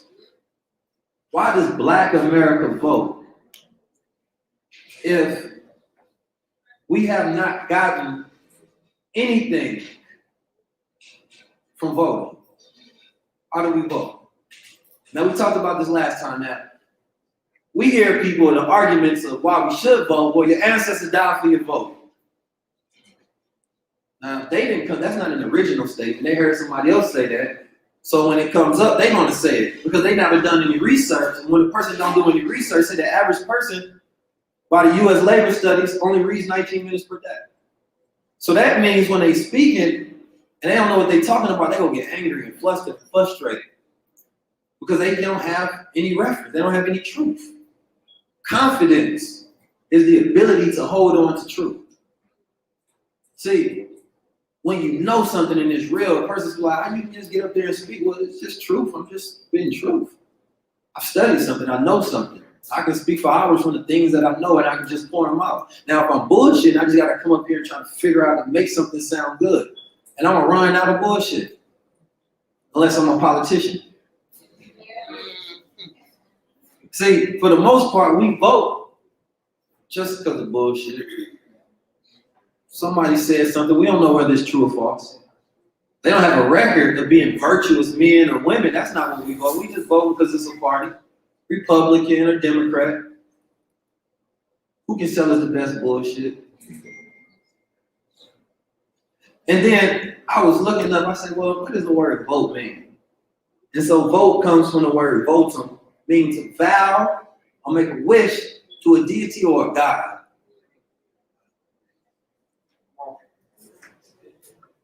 So Here we are claimed to be against white supremacy, but we vote for it every 4 years. Come on, come on, come on. So you're making a vow. You're making a wish to a god, white gods. So I made my campaign, people got mad at me. I say, no, this time pick a black god, if anything, because I promise you I can do more for you than your president would in the next 4 years. I promise you I've done more for Black America than any president. I at least put my record up against Sleepy Joe, you know what I'm talking about, and Donald Trump, that's for sure. I'll put my record up against theirs any day. You understand? The 94 crime bill, we ain't even got to talk. So when we ask ourselves why we do things and we don't know why, you have to now be truthful with yourself. Oh, I'm just bullshit. So what after the vote? Because the way I see it, regardless of who becomes president, white supremacy still lives. Joe Biden might get worse. Because now they feel like they ain't got their president. Remember under Obama, that's Black Lives Matter started. So now we saying that, well, you got to vote for the lesser of two evils. How can you tell which one is lesser? Tell me the truth, or you just go bullshit. Nah, we can't tell the truth. And in our daily lives, we trying to figure out what we need to do. So the bread and circus shows coming. Caesar giving people a little bread, right? Circus show, and we happy long enough so they can bullshit us a little more. We can bullshit ourselves to recognizing that we're powerless. We go home, we living in poverty. Caesar went and fought all these wars, conquering lands, just to come back and his people starving. What you do all that for? The people starving. So you need to distract them from the fact that you're giving them nothing. No, we need you to be an escapist. I need you to go to the club around the clock, Saturday, Sunday, sometimes Monday, Wednesday, right? Get your chicken at the strip club. I know y'all was in there. Had to get a babysitter, pay them, getting deeper in the hole of debt. You're not above board. You gotta go work a job, and then when you go work the job and you working these 40 hours, you're trying to figure out how to escape from the fact that you're in the rat race. Because you bullshitting yourself. There's nothing real about it. So we live a depressed reality and we're trying to repress it a little bit. I need some habituants. I need to smoke a little bit. I need to watch Netflix or whatever it may be, just to distract my mind long enough before I have to live the truth of my reality. And if Black America was real, and we look at the measurement of where we are based on when they said that we were free citizens, and we say, damn, we ain't got nothing. Shouldn't we be angry? Shouldn't we be tearing shit up? Or shouldn't we be constructively building and pulling our resources?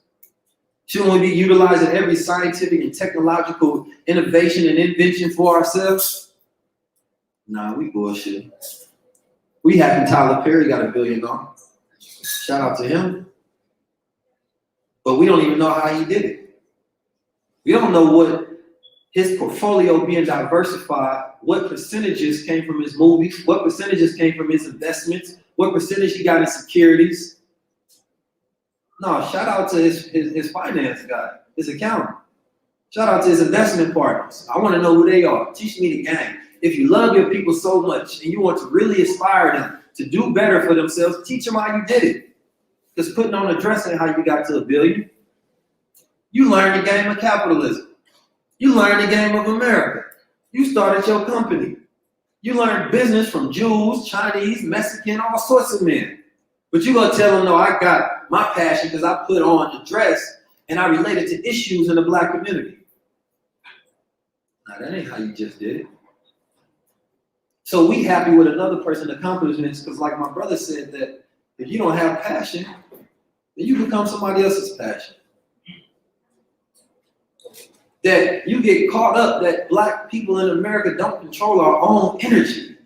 Imagine if you can have all Black people in America vowing and wishing to you as God. Man, I promise you, you can do anything. That's why I want them votes. But I don't want y'all to vote at the ballot box. Don't write my name in. Now, that might be a good esoteric ritual or something. I don't know what I might get. You know what I'm talking about? It might work like ancestor money. I don't know. I'm bullshit. Right? But in reality, I want you to vote with your dollar. Right? See, we created a program, me and my brother Chris it's called Wealth Standard. Now, the reason we call it the Wealth Standard is because we have no standards towards wealth. The Asian community does, Hispanic community, Jewish community sure does, white community, East Indian, everybody else got a standard. We ain't got no standards. Now, your grandpa, he didn't pass down wealth to you. Why? Can't hold him accountability. You don't even know what he did wrong. What didn't he do? There's no list of standards that say, oh, he should have went and bought land. He should have passed down gold, right? He should have had a trust. He should have had a company that had a long tax history that I can utilize, so automatically I've got good business credit. But there's no wealth standards. One of the first interviews I've ever done on a large platform was with my good brother Black Magic TV. And he said, given the history that Black people have in America, that we don't have much, right? And that, these churches have kind of played us and things of that nature. He said, well, why are we still such a spiritual people, right? Why we still go for the spiritual and the religion? And I said, it's probably just because of that. That because we don't have material power, we want some of that spiritual power. Because we can bullshit ourselves and say we're spiritual, but we don't need proof of it. But you can say you're a God, but what is the standard for you being a God? Don't you got to manifest something? Don't you got to build something? Don't you got to own something? Don't you got to rule something? Don't you got to control something, invent something, innovate something, make it better in some particular way? Oh no, I can just walk around and blow my incense and have my singing bowl and, say I'm tapped into my kundalinis and the rest of the time bullshit. So I want standards, not bullshit. I want us to choose based on our virtues and our principles and our results to say, this is who we are. This is what I did. And if we ain't got that, I don't believe you. So in America, we've lost so many rights. In America, we don't know how to benefit when it goes down, yet we want America to fall. In the West End, we teach about options, right? Where you can do options on a trade, right, on stock. So there's a way you can make money. Let's say this stock is about to crash and fall. You can put what they call a put option on it. For, small amount of money, you can buy what they call contracts. You get 100 shares of it, right? And let's say that today, if I bought me a put option on Amazon, right? Now, Amazon is going to cost a little more depending on what time I put this put option on. I can bet that it's going to go down in 2021 to a certain price. Now, I'm not going to break this down right now to you, but I'm just giving you the concept of how it works. Because ever since I was young, I was taught about the fall of America. But now I know how to make money if America falls. That I'm not looking at the stock market and saying, oh man, if this thing crashed, oh, this is terrible. No, I'd rather teach Black people that if America falls, we got to come up. So we can build in the rubble of Babylon. And we can take that money to build our own. But then once you get the money, you got to do what? Oh man, I got to quickly take that cash and turn it to something that's not trash. I got to put this into some kind of security. I got to put it into something that has intrinsic value, something that will never go down to zero. That's a safe hold for it. They gave us reparations today. We want to know how to manage it. We want to know where to put it. A large percentage of us is going to go right back because of our habits. So the goal is not to just want something. I want what I'm ready for. That's it. If I ain't ready for it, I don't need one. Because once you get it, you're going to mismanage it. And we are people that don't know how to manage ourselves. So for the next 4 years, we should make a vow to ourselves to say we're going to preside over our own affairs. Go ahead and give me a clap.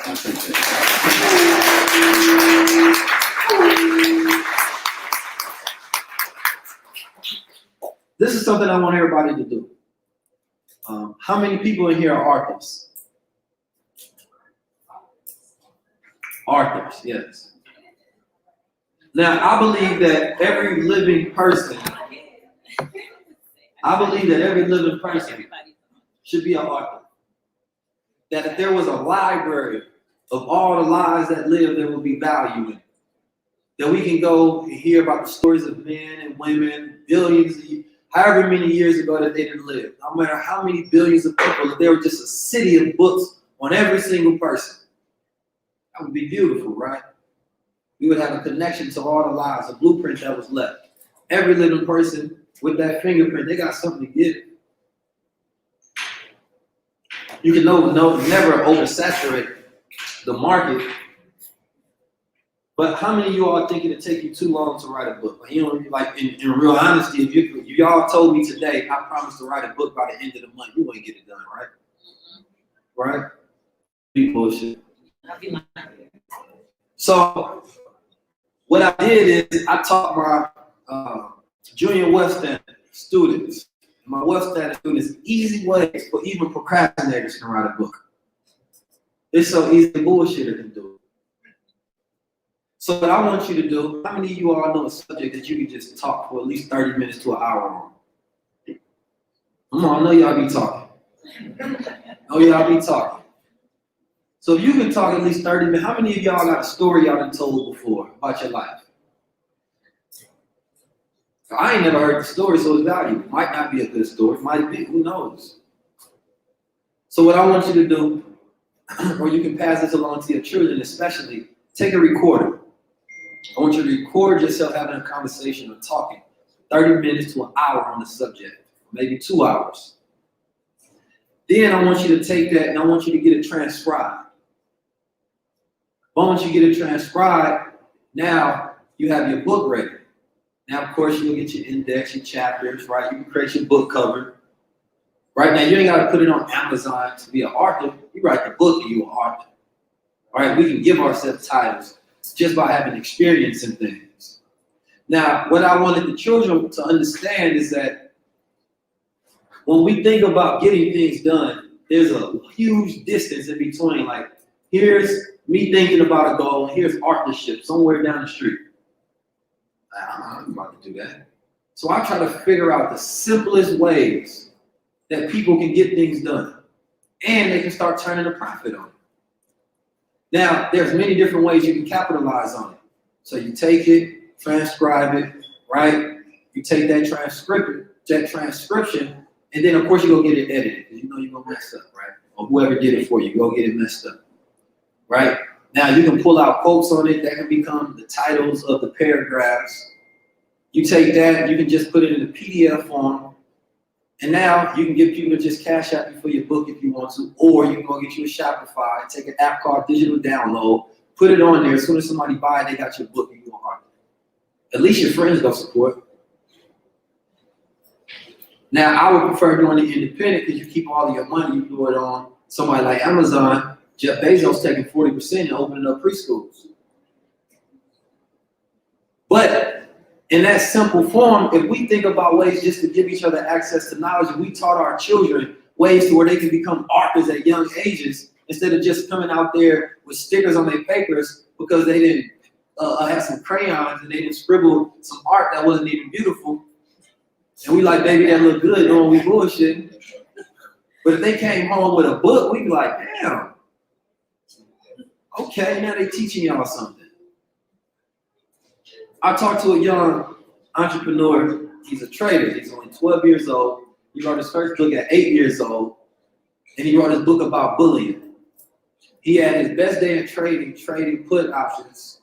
I think it was $60,000. 12 years old. I sat there and let him teach me. So when we think about things we can't do, and we think about our own children, no wonder they treat us like little children.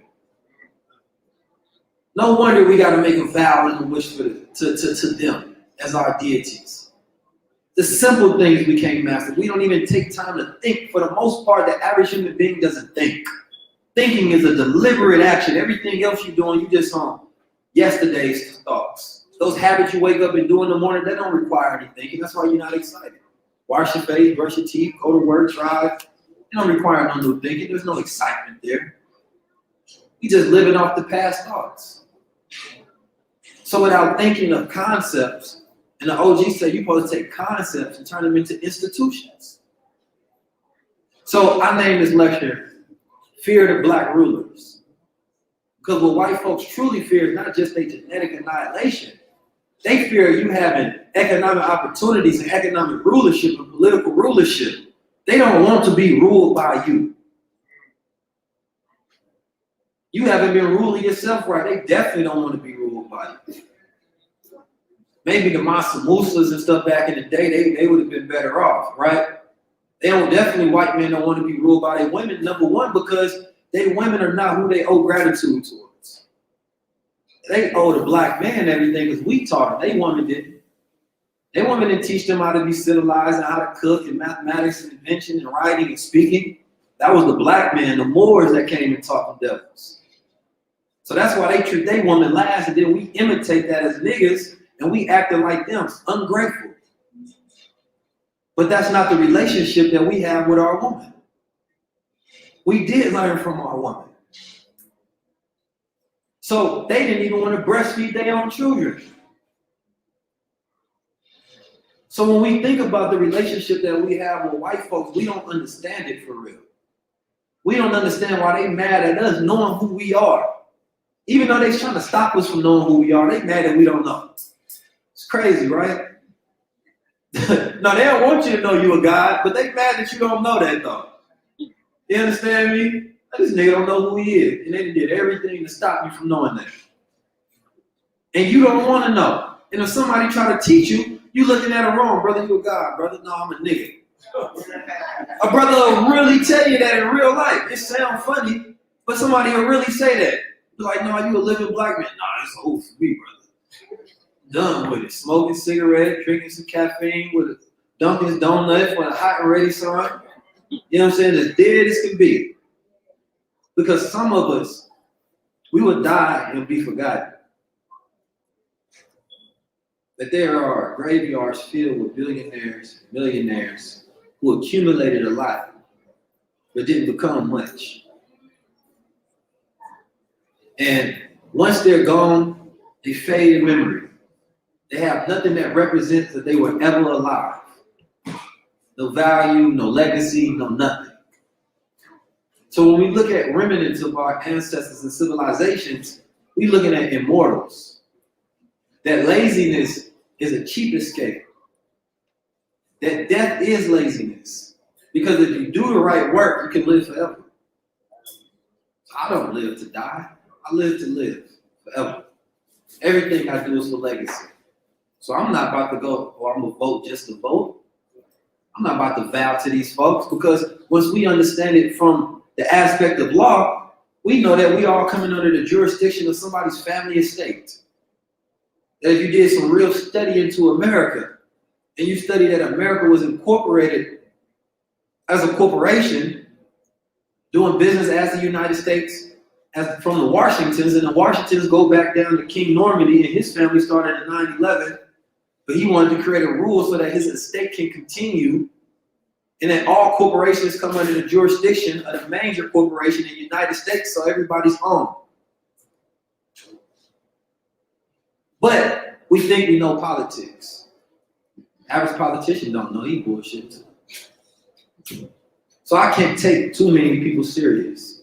There's not too many people actually speak truth, whether they know it or not.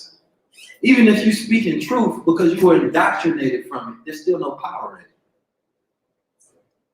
Somebody gave you a curriculum, you got access to it, you learned it, you taught it, but that's not the truth.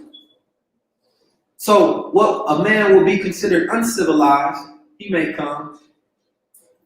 They say, brother, come out the jungles. What's that place, that island where they shoot you if you come up to it? There's an island where the inhabitants have never been visited by man. They ain't got technology. There you go. Andaman Island. And or you go to the pygmy people, and let's say you go to them brothers, right? And so-called civilized men think they uncivilized. But that man say, well, you're not even connected to the earth. You don't even know what herbs will heal you. You don't know what food to eat. If we put you on the earth, you wouldn't know how to survive. But because you got a doctorate, you got a degree, you can vote, you can take pills with a million side effects, you think you're civilized. But civilization truly for God is to be connected to nature. So black people in America, when we ask and we look for the solutions of what we need to do, number one, I always say ownership of slave ship, right? The one who controls the job rules the people. That if you control the food, you control the job, you control time, electricity, all of this, you're ruled. And at some point in time, you have to come to terms with that so you can change it. Now, me, I want to change the trajectory of the next generation to where this is the last generation of the white supremacy. But how does that happen? That we stop indoctrinating our children, saying, well, just go to high school. I think that in high school, self-development should be 90% of the curriculum. Mental development should be 90% of the curriculum, and the rest should be skills. Because if you got the right mind, you can do anything once you pick it up. But most people come out these institutions immature, can't manage their mind, their emotions, their feelings, nothing. And want to be psychologists. You want to help somebody else manage their problems. And you got a million of them. Doctors that smoke, can't even manage your own health, but you want to take care of somebody else. So we live a very hypocritical society. And we ourselves haven't studied, so we don't even know what parts are false. So for me, I want everybody, and I keep saying this message, of course. Family business is the strongest business because you're coming together and it's harder to rule people who have. But when you become individuals, it is easier to rule people who are separated from each other. It's easier to capitalize off you. So there's always going to be issues when it comes to that. That the moment that we become families and we're functional, we know our role, we know how to communicate, we know our mission, our vision, and our values. Then we become a higher order. Now we're operating with a higher standard. But until then, we're just children under someone else's jurisdiction. They're watching us. They control how we eat, what we see, how we see it, why we buy it. Our whole lives are fixed in an algorithm so somebody else can capitalize off us. But there are young gods out here and young goddesses that's moving the needle. That's creating institutions, that's teaching what? That's teaching real estate, that's teaching spirituality, that's teaching you how to build. And those are the people that you should listen to. Those are the people you should tap in and not just listen, but you should execute, because a lot of us take things as just conscious junk food. It's sounding good, it felt, we ain't going with it. But I know something good if I did listen to it, so I'm gonna listen to it again. I'm coming back for that stimuli. I need that dopamine trigger real quick. I need to feel good about what I'm doing. It's the same thing as if you're watching Netflix. But we trick ourselves and we lie and we bullshit. And the reason I keep saying the BS is because when I decided and I came to a point of revelation that I was bullshitting, I used to sound smart, right? I used to sound real smart, but I didn't really know what the words meant when I was using all these big words. But I could put together a sentence. Man, it would be cold and I could speak real fast. And then the person like, you bullshit, I don't know what that means. Right? And then for me, I'll be like, damn, you're right. And then that's when I had to go on a learning bench because that wasn't my intent. So I went and started learning. So now everything that I pulled, it has to come out in the structure of truth. That I can speak as fast as I want to, the truth will still come out because I'm only pulling from things that are real. So when you tell somebody I'm going to start a business, if you're not going to do that, tell the truth that I'm thinking about starting a business, but honestly, I've been procrastinating. If I look at my real history in life, I probably won't do nothing in the next couple of weeks. I'm probably going to wait to be motivated again. And then I'm going to tell somebody else I'm ready to start a business, but it's going to fail because I didn't do my real research. And then I'm going to be mad at black people for not supporting my business, but I didn't learn marketing and branding. We ain't going to go through all of that. You understand? But we just have truth pills and truth moments. And we say, what are the things that black people can do to save themselves today? Not the legislation that can be written, not laws that can be passed, not police stopping killing us. What are the things that black people can do specifically today to save themselves. Now, when we have those conversations and we listen to the people that make us accountable, now we become responsible for saving ourselves. Because every other community has had that realization. The Jewish community realized white folks don't want them to work hard, laborious jobs. Poor didn't want to get them jobs. So, okay, well, what can we do then? Well, shoot, let's do the paperwork. Let's be the smart assistants. Let's do the accountant. Let's do the lawyer work. They don't want to do that. They're lazy. They have black people working for them. They don't want to do all that. They can't think with their mind like that. So cool. Now they did that. The Chinese, they said, okay, well, let's create this interconnected network where we at least run this industry, fast food industry, the Chinese food, the nail salons. Look, we can capitalize on black people circulating in our community, right? They're not going to keep it circulating in their community, so as long as we keep it circulating, cipher from them, we can keep this pot growing, right? But we got to help each other out. If you get 10,000, everybody putting it into that pot, right? Now it's time for that person to get 10,000. Y'all keep putting it into that pot. They start to just create systems. What can we do right now? Because they know they was dealing with a devil. We ain't gonna act like he's not a devil and wait for things to change. Nah, Mexican community, we see them working. We ain't gotta say nothing. They'll work for cheap. But it's not really cheap because they're working for a cause. See, that's what we don't have in mind. When you see a people willing to do whatever for their uprising, that's not cheap. That comes at a heavy price and cost. But the average person that comes out their household, they're gonna own a house. Our household, we just own a debt. Then you look at the East Indian, they studied the white man. They said, man, they get rich off the technology and the software, healthcare. Oh, that's what we gonna do. They ciphering us to come over there as brain trust for them. So how about when we get enough money, we stop doing that and we just do it over here? Now, of course, they got crooked politicians and things of that nature still slaving their people away, but that's besides the point. Everybody has protocols when it comes towards wealth, because they had truthful discussions about what reality is, but we live in an illusion. The American illusion, not dream, just the American illusion. But we still have hope in that illusion, which is why we continue to vote, because we are reestablishing our connection with the illusion. Obama ran off hope. Donald Trump ran off fear. These are still both powerful psychological drivers that get people into action.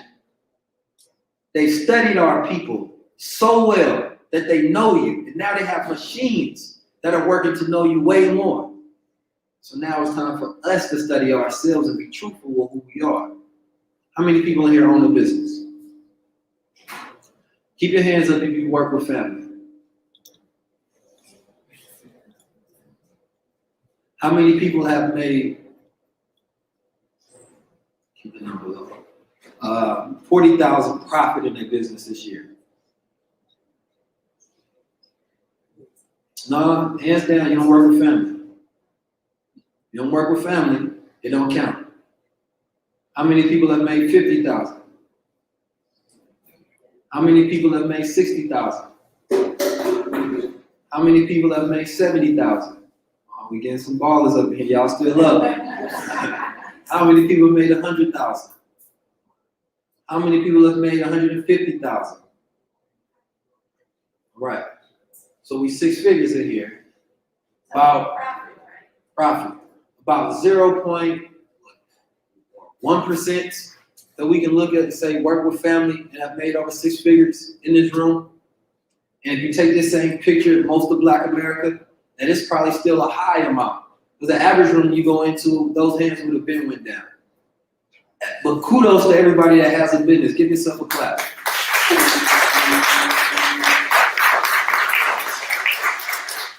Because it's not easy running a business. I get it.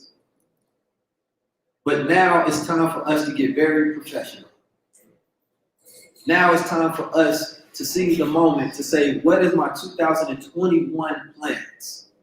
How many people restructured their business plan during the coronavirus? How many people have a 2021 business plan? 2022 business plan? 2023 business plan? How many people are planning for 2030?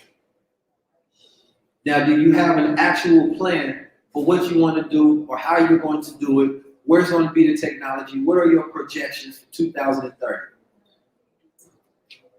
We got a sister in here, she hanging in. Now, imagine if that was the standard. That we are planning people. We know our numbers, we know where we want to be, whether we want to exit it, whether we want to sell our business, whether we want to put it on the stock market, whether we want to collaborate, do a merger, that we have different standards for our business that are higher standards. So next time you burn your sage, I want you to be sitting down writing a business plan. That 2021 should be meticulously thought out and planned. It doesn't have to go 100% to plan, but at least you have direction. And all you have to do is correct the course when you get off direction because you know where you're going, right? How many people use Instagram to sell? Now, how many people would say Instagram is their main source of sales as a sales channel?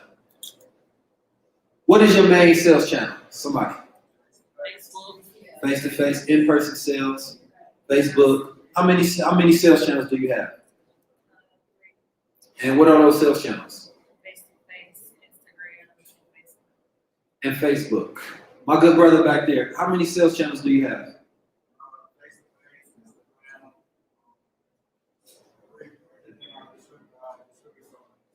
Face-to-face, Instagram, in-person, eventually distributor program. Now, how many people got at least 5 sales channels? 6, 7, 8. This brother's still in different dimensions. Now, I know that, brother, so I know you're telling the truth. Now, what I want you to do, I want you to audit your sales channels, right? So this is something I did with my business, and after I did it, we had our first 6-figure month. So what we did is we looked at the sales channels, and we looked at the percentage that we was getting from Instagram, and we looked at the percentage we was getting from everywhere else, right? And then one thing I learned when I was working a job before I fired them is that we used to do a daily report, a weekly report, and a monthly report. Now this daily report, we had a daily goal, we had a weekly goal, we had a monthly goal, right? And we would take that metrics of yesterday, and that's what we would create our expectations off of. Now, if you've been in business for a while, you could do yesteryear, right? So with those metrics, we was able to plan out. Now, anybody that wants to, expand to that next level, you got to plan, right? Even if it happens by accident, you're going to have to reverse engineer, put it on paper so you can do it again, right? Especially if you want to teach others how to do it. Now, they say that you should run your business as if you're going to sell it. Because therefore, you're setting up a protocol. If somebody was to step in and take over your business, you can just show them A to Z what to get done. If you want to train people A to Z what to get done. But if you're running your business the same way as if you started your business is failing. So now I looked at the sales channel and I say, well, what if we add brand ambassadors? So we was only selling mostly just on Instagram. With a brand ambassadors added, now they're making another 10 grand for us a month, right? But they getting their commission and they cut. Then I had to look at it and say, yeah, well, there's Facebook, there's YouTube, there's Twitter, right? There is in-person, there's doing a wholesale, right? There's a multitude of things, but every place that you're not selling, you're missing and leaving money on the table, right? But we start to, we get emotionally attached to our sales channels. You understand? We start to marry them, right? If we got Instagram sold up, now let's go master something else. Right? Because the possibility exists that you could probably be making another, at least 10,000 on Facebook. Or you can make another 10,000 with your affiliates, another 10,000 in person. Now, if I had to ask everybody here, have you done every single thing that you could possibly do to maximize your sales? Raise your hand. All right. So we leave the money on the table. Now, all the businesses, everybody that raised a hand, that was the one time we were truthful. Because we know we're not living to our greatest potential. Now, that's not Trump's fault, not Biden's fault, right? Not Obama's fault. That's yours. So now, you found out a part of your weakness, that you're not committing 100%. which at some point, at some level, it makes you comfortable. Now, some people say, well, I ain't comfortable, I ain't got what I want. You can be comfortable with failure. You can. You can be comfortable with failure. Success is uncomfortable because you have to maintain a life. And once you do a lot, it's like, damn, I gotta do that again. So some people don't want the accountability and responsibility of success. I don't want to work with a bunch of people because they're dependent on me, but if I fail myself, I can't tell nobody.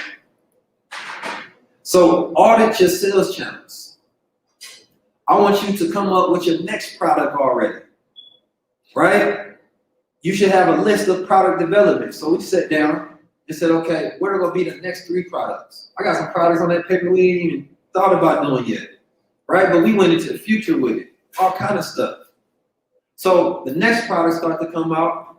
Then once you get, you start to have that rhythm, first, second, you start to create your sales channel. I started auditing the business. They telling me that there was metrics about my bounce back rate, right? Telling me that the landing page gives me a percentage to tell me how many people are likely to buy if I design my page a certain way. So now I can ignore that, or I can say, well, let me redesign this a little bit, right? Increase sales. We're going for percentages, not numbers, right?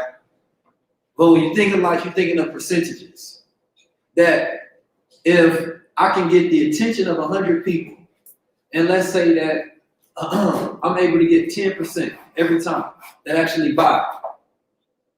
So now I want to figure out how I can take that money that I got for the 10%.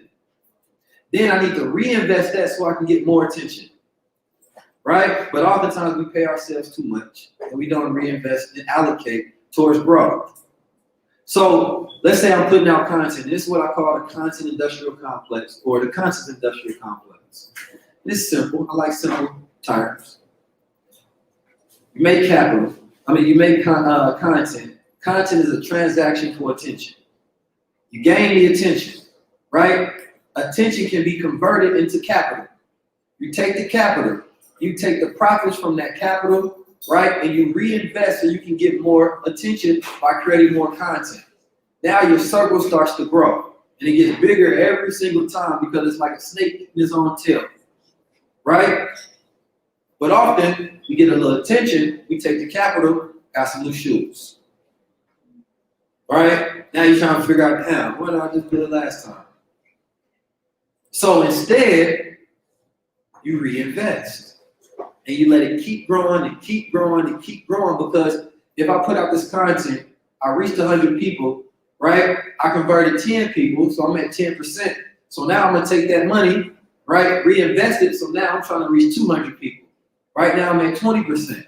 So now I can continue to have exponential growth.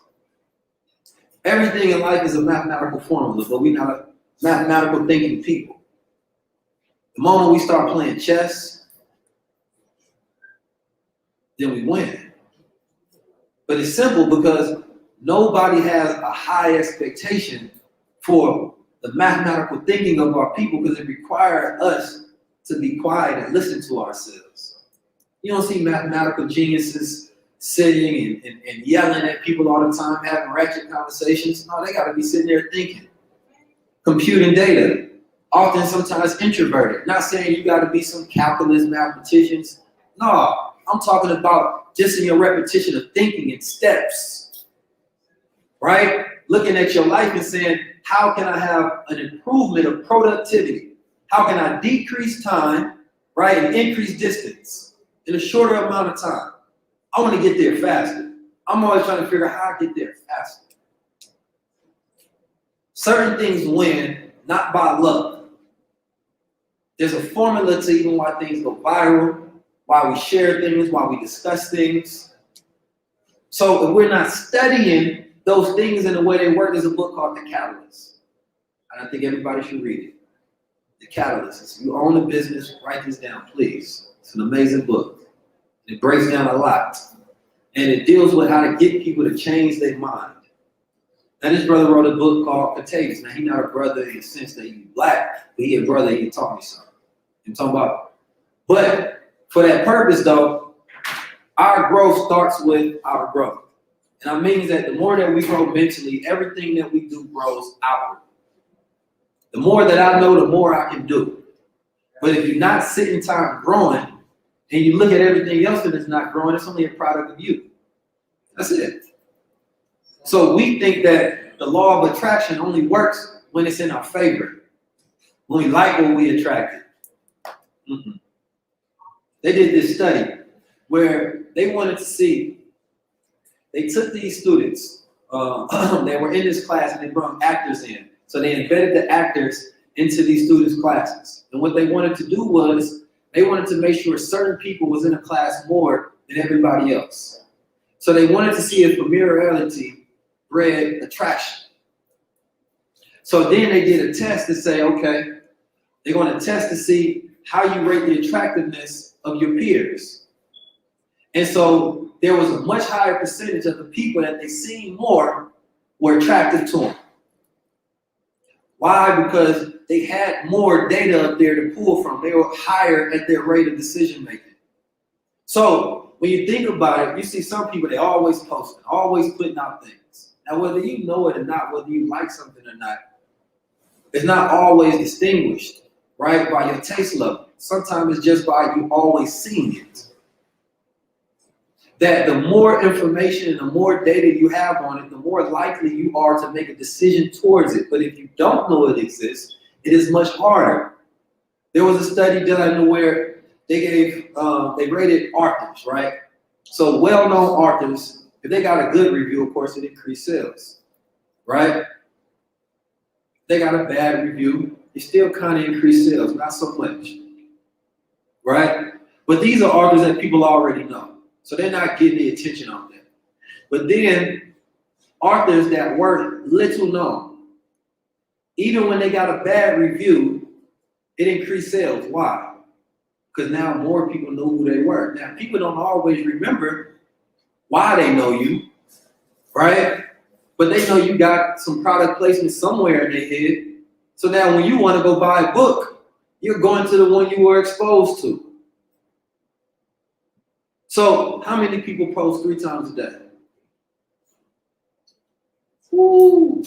We're starting to see a trend here. This brother said he made about 6 figures. He said he made about 6. He said he made about 6. Brother, he about to make 6. These brothers said they post at least 3 times a day.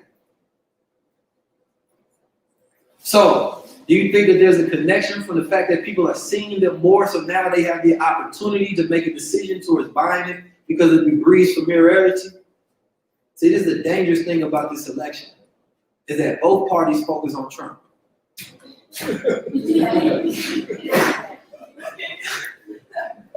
Both parties focus on Trump. Trump talks about Trump, Biden talks about Trump, Black Lives Matter talk about Trump. It's just 100 ways to hide Trump. So when people are sitting at home, and when you're sitting at home, and your environment is changed from doing the mail-in ballots, it changes psychological behavior. So people are not going to vote the way that they traditionally voted during this time.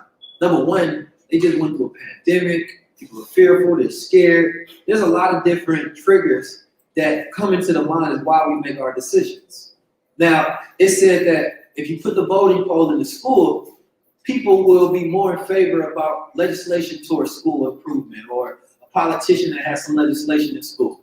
Or maybe if you put the polling in church, they may pick somebody who they think is more virtuous.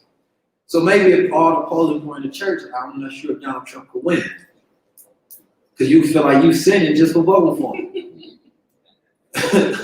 But when you sitting at home, now that's the difference. You're a little more bold, you by yourself. You make different decisions when you're at home. Now you might just be thinking about your business. Like, make money on the Trump. I might just, nobody else see. You know, I might just, hey, we going with the orange for next floor. So I'm looking at this from psychological perspective, a mathematical perspective, right? Metaphysical perspective. It's about being a high-level observer. There's low-level observation, and there's high-level observation. And most of us only observe from a low level of thinking. We just react. The moment you're reacting, it's a low-level observation. You're looking at a woman, she thick queen, you know what I'm talking about? Voluptuous, you understand me? Scrumptious looking. It's still low level, brother. Because you looking at her from the outside, but who is she though? She might be a demon on the inside. Might be ugly as hell. You don't know her soul, spirit, and none of her value that she can bring. So it's a low-level observation. It's a high-level observation. I'm not looking with my eyes. I'm looking with my mind. That's a high-level observation. But we've been taught to see with our eyes, but our eyes don't actually predict the images. And when we take in light, it goes to the back of our brains. There's no light that ever touches the brain. So our perception of reality, everybody is different. Now imagine if we can get everybody to think on certain standards, right? That we have this ability to affect reality just by observation. So if everybody is on a high frequency, we manifest a completely different world. When the Egyptians were building the pyramids, I'm sure it wasn't no distractions. Brother, you gotta work today. No, it wasn't no billboard say, Coca-Cola over here, T-Mobile over here. No, just pyramids, brother. Just pyramids today. It's just one vision for the people, brother. You got the gods, you got the pyramid, put the obelisk up there. Hey, make sure we got some gold water factories running. That's all that was happening. Today, we got a million distractions. People pulling our vision and our attention in a million directions. What is the vision of Black America? Can anybody tell what's the vision of Black America? Survive. The survival mechanism is a lack of vision. You can't see. You have a mental myopia. Mental myopia is when that's why I can't see in the back of the room. I can't see too far. But there's a mental myopia where you can't think far ahead in the future because all you're trying to do is survive. So if you bring a brother a vision, you say, man, I'm just trying to eat right. I'm just trying to feed my family. I ain't got time to be hearing all that long term stuff. I might be dead next week.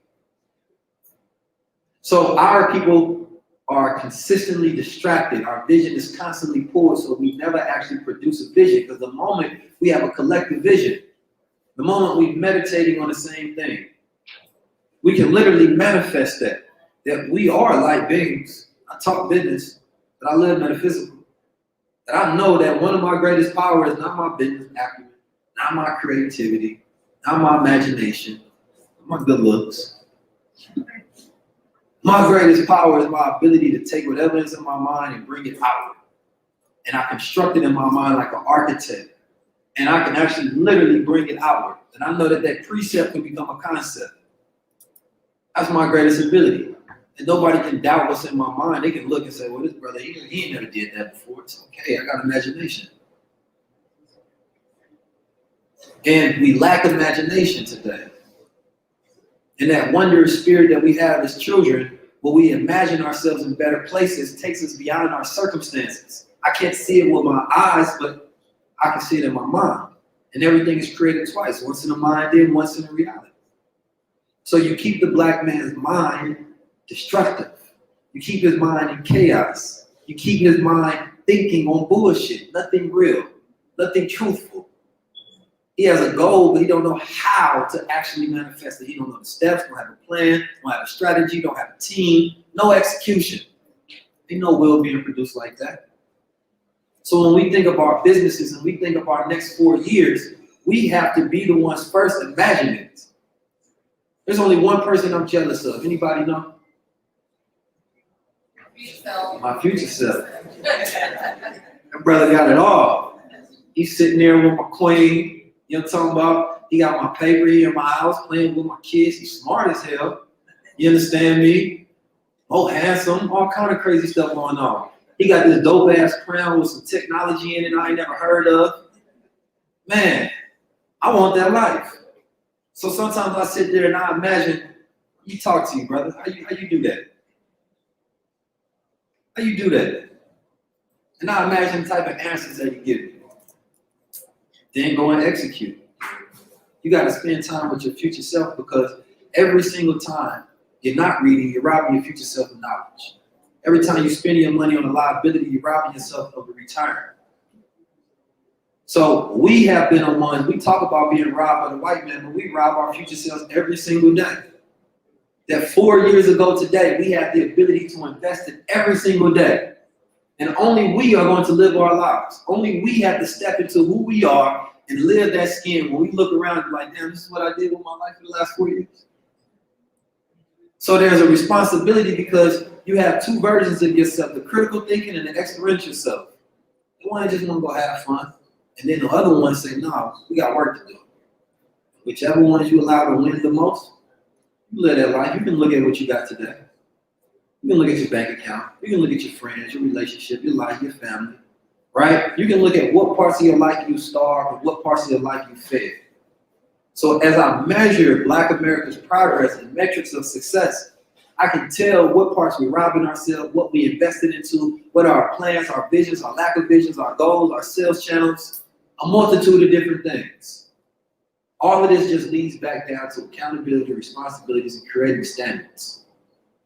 Because the moment that this being a successful entrepreneur is no longer special, protecting a Black woman is no longer special, that is just the standard, we can move on to higher things. But we don't have basic living standards together. So it's very hard to get to our wealth standards. And wealth is when you have an abundance of assets. But right now we have an abundance of liabilities. Our procrastination, our lack of focus, our lack of drive, ambition, constantly switching jobs, these are so many liabilities.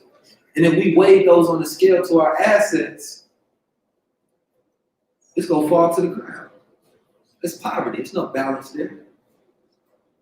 So your goal today is to audit yourself, spend time with your future self, have that conversation, go to your business, audit it, write your day plan, write your week plan, write your month plan, write your year plan, your 5-year plan, your 10-year plan.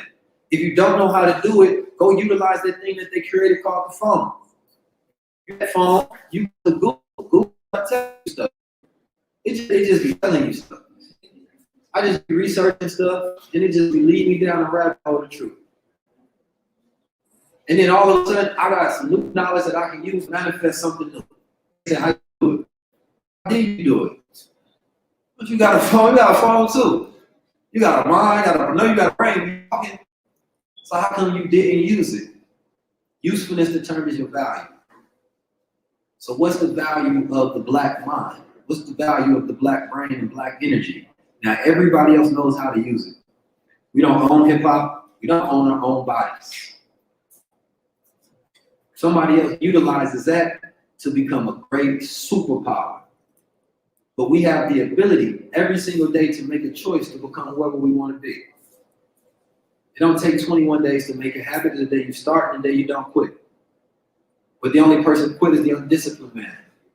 So we have to become novices when it comes to discipline and becoming disciples of the truth that we say we want to live by. Right? Remember, we're not dying for it, we're living for it. Our bodies decay, they go, but our soul and our spirit, they continue to live on. Write down your business plan. Please, that's the best thing I can tell you to do tonight. Vote for yourself with every single dollar that you spend. Saying that this is how I'm going to manage my affairs and my activities, this is how I'm going to win. I'm going to train myself. It's going to be difficult, it's hard. This argument that I've had with family is my fault. We know how hard that's a hard pill to swallow, right? No, they be tripping. But it's my fault. Why? Because I bet there's a technique, I bet there's a tweak that I can make that can deal with people in a different manner. Why? Because I know that that's just their programming. That's my rationality dealing with people. That's just their programming. So I'm not going to fight their habits. I'm not going to force them to change. I'm going to make that change, and then I'm going to allow things around me to change as I grow. So own your LLCs, own your goal, work getting your trust, work on training, working out, building up that confidence, right? If we're complaining, we should be training. That's right. And we need to work on our wealth standards, because if we don't have it, it's time to get it. Peace, family. Hey, shout out to my brother. He stayed up here. This is my MVP.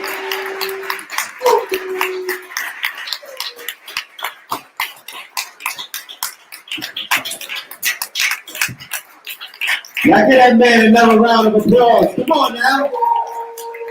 Yeah. Come back to me. Yeah, get that man to stand. Okay? I want to see Keys debate whole body. Yeah, let's work. Right? So, as I was saying earlier, you know, in our communities or in our networks, not necessarily people that just live in Atlanta, but all around the world, there are not revolutionaries, but solutionaries emerging from out of the hubris, from out of the debris of all of these fallen, you know, leaders and celebrities and egos and whatever you may see. There's a new crop of brothers on the front line that are not just doing the work by talking about it, but they're actually living it. And they're producing solutions, right? Men like Derek Grace. Give a hand to Derek Grace, one of my shifter brothers. Another paradigm shifter.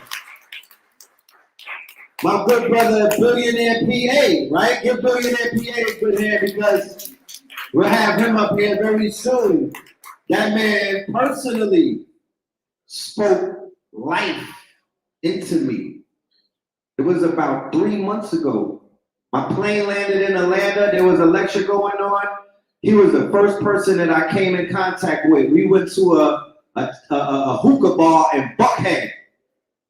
And we had about an hour-long conversation. He was like, Red Pill, speak your dreams into existence. And I promise you, my life took a turn from the better from that day up until right now. I bear witness.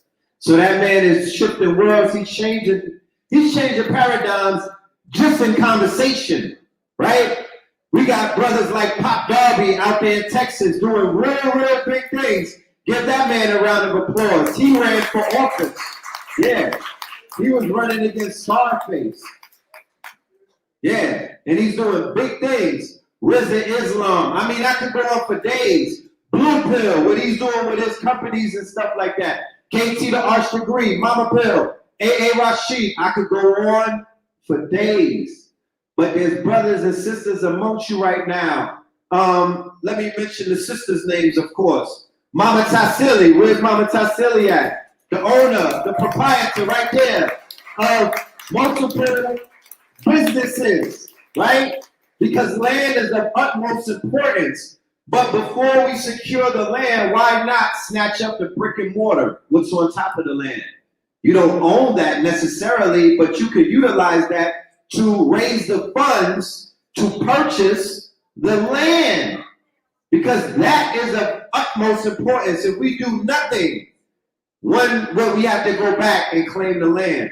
A lot of us come from families that own estates and acreage and whatnot. And if you still have those, if you still got that land, you need to talk to us because we have people that we could sit you down with that could work this out.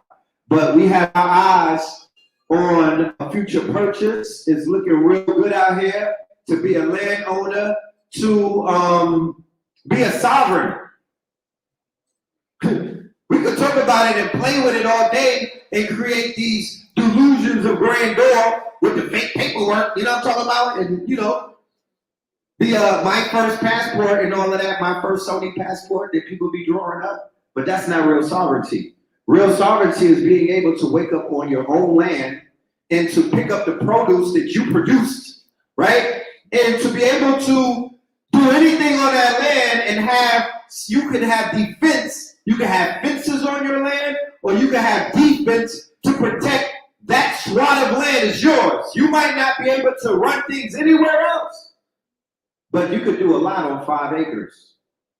I don't care if this out there in El Segundo. Who cares? Do you got Wi-Fi? Yeah, we'll know what you're doing. Yeah, we'll be able to tap in.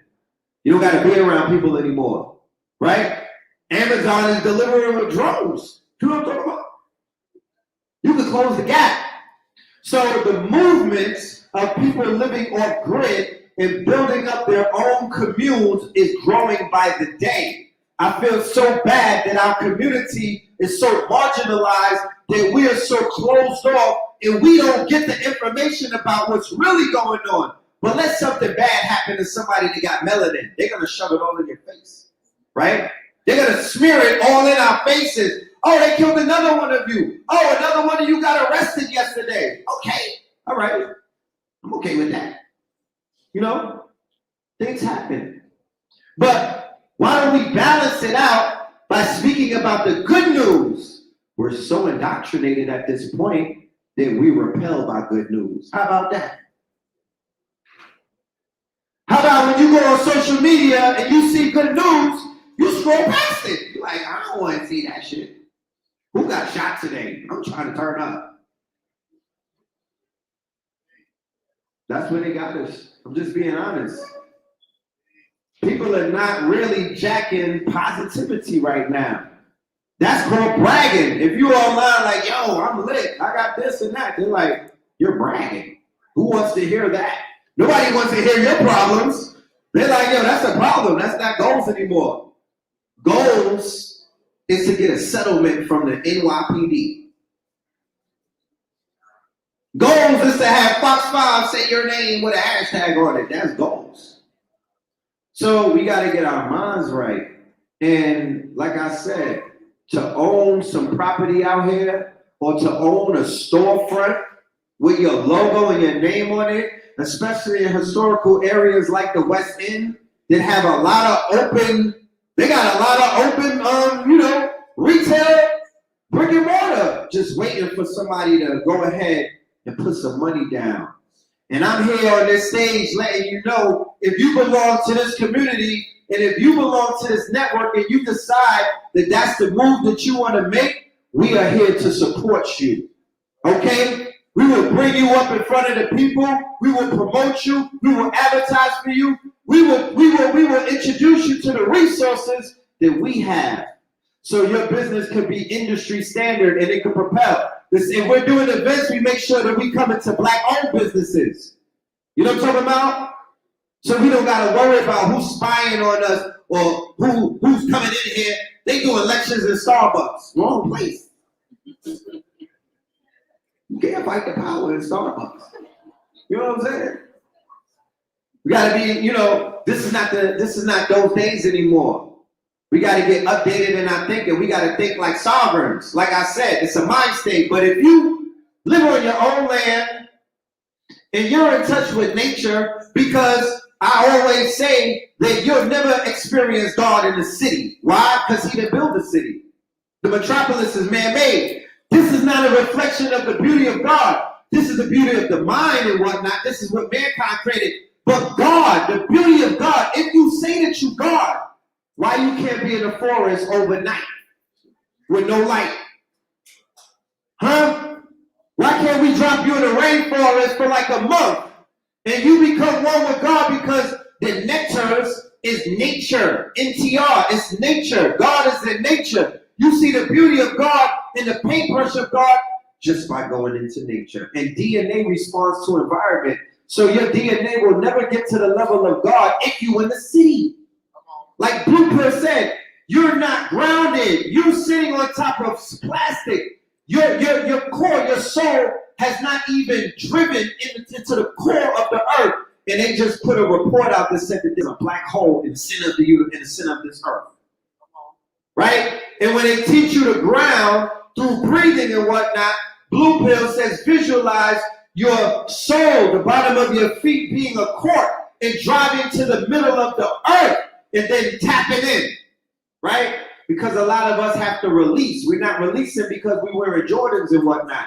But we got to stop making fun of niggas that's barefoot and get barefoot. You know what I'm talking about? Yeah. Shout out to all of my family from the backwoods and whatnot. Shout out to all of my island people and the ADOS. You know what I'm saying? We don't see no difference. Y'all all one.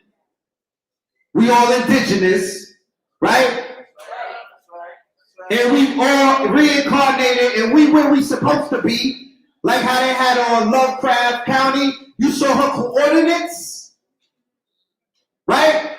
The sister Hippa Carolinas? You saw her coordinates? You are where you're supposed to be. You was who you are before you got here. So if you're here for a reason. If you're in this room, you're here for a reason, okay? Right? And it's your duty to receive, because each person that got up here was giving. They're very giving of themselves. It's not easy to get up here and to bare your soul. It's not easy to get up here and share your art. It's not easy to get up here and share your ideas and your concepts in an environment that could potentially be hostile. Right? Because if you let anybody else tell it, the conscious community is toxic.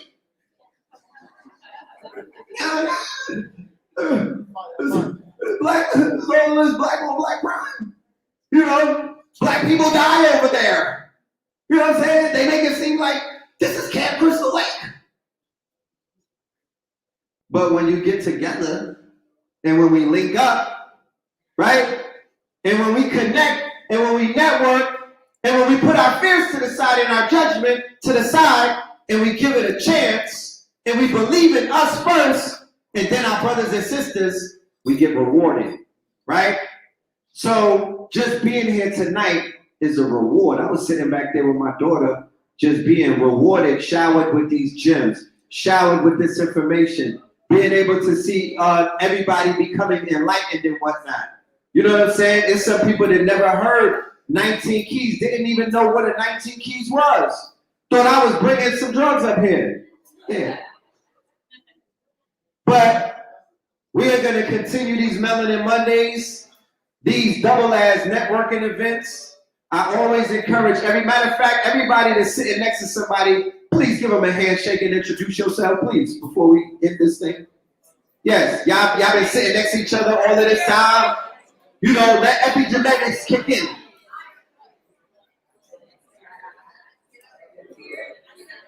Right. Y'all are all beautiful.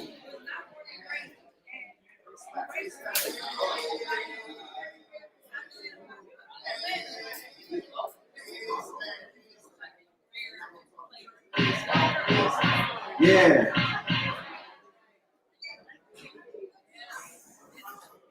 So I want to end this Melanin Monday live on a positive note. I want to encourage everybody out there to vote. But like Key said, vote with your dollar. Right? Vote with your dollar. Vote with your appreciation of your thought leaders and the brothers and sisters amongst you on the front line that are doing the work. There are a lot of people out here doing classes and courses. Sign up, right? Me and Billionaire PA, we just started our 4-week business course. Tap in. 19 Keys has his business course, right? Money, the wealth market. Tap in. The wealth standard. Tap in. Derek Grace with the post-Trump thing. Tap in. Brother Benex. There are brothers and sisters amongst you doing a thing. So we need the family to reciprocate that and to vote with your dollars and vote with your attendance and vote with your support. And with that being said, we're going to see you next Monday. Oh, I need y'all to fill out this book right here. I need y'all to fill out this book right here. Give me your email and your Instagram. Yeah. And also the gifts and talents that you have. I want to give the vendors or the young entrepreneurs real quick an opportunity to shout them out. Vendors, please come forward. We want to put y'all on record. And I need y'all to support my clothing line over there in Kings County. I don't want to go home with nothing. And we got the copper over there. Get you some jewelry. Go get you some athletics. And the other vendors as well. This Saturday is the Work Fest. Lizzie, where you at? Lizzie Jeff? Yes, 10-10. The Work Fest, the second annual Work Fest. I'm going to perform. Blueprint performing. Lizzie Jeff performing. Bashir performing. We're going to be the hosts. It's going to be super lit on Cascades. Yeah. All right, business alert. Hold on, quiet in the building. Quiet in the building. Business alert. We need to highlight the businesses. Let's start. Okay, so I really, really want to take a moment and highlight this beautiful young queen, Sister Kalima. She has been out here doing her thing. She got a booth in the back. Queens, y'all go support her, please. She's a young entrepreneur, and I'm just proud of her, and I want her to tell a little bit about herself. So I don't want to tell too much. I feel like I'm probably that way. But I just wanted to say this. Being beautiful is internal. It's not the mask. Beauty is how you think and treat people, which gives you an outer appearance from a reflection that someone perceives you in. That's the real microcosm. The mind is the aesthetic, not the cosmetic.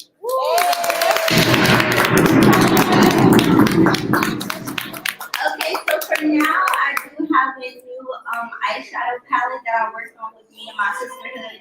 So we pretty much picked out colors that we normally would wear on a daily basis. And I just started it, but we're gonna get the ball rolling in the future. And I just, love being here and being around these people with the spirit and that's it. I'm really Oh yeah.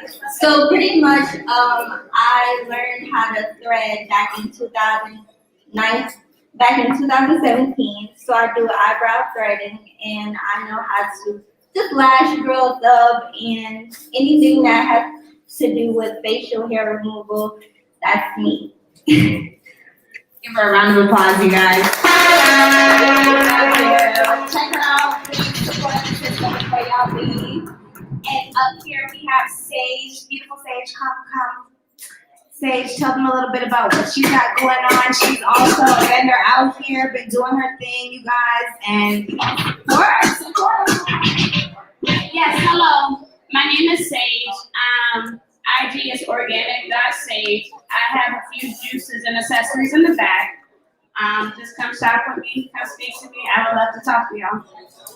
Yes, round of applause. Of course, my boy Jeff, y'all already know Afroletics. He got the vibe, the gear at the back, all the best, Savvy Genesis, all the, jerseys, all good stuff. So, Yo, I'm in the back. Y'all can check me out. All the summer stuff, I'm marking it down. So come get a deal. And also on Fridays at Action Culture, right next to Cities 1065, we have food, fashion, and fun Fridays. There's a DJ out there, so you can be inside, outside. Come check out what we got. We got a lot of women's gear as well as my gear. So check me out. And we'll be at the Woke Fest, so check me out there too. round of applause. You talking about the pop-up shop, Action? We'll be out there too. And hashtag Melanin Monday for all the pictures tonight, you guys. Melanin Monday, ATL, hashtag. Also want to shine my beautiful Queen of Diamonds right here. The Elba over here has an amazing gear over here. Ladies, check it out.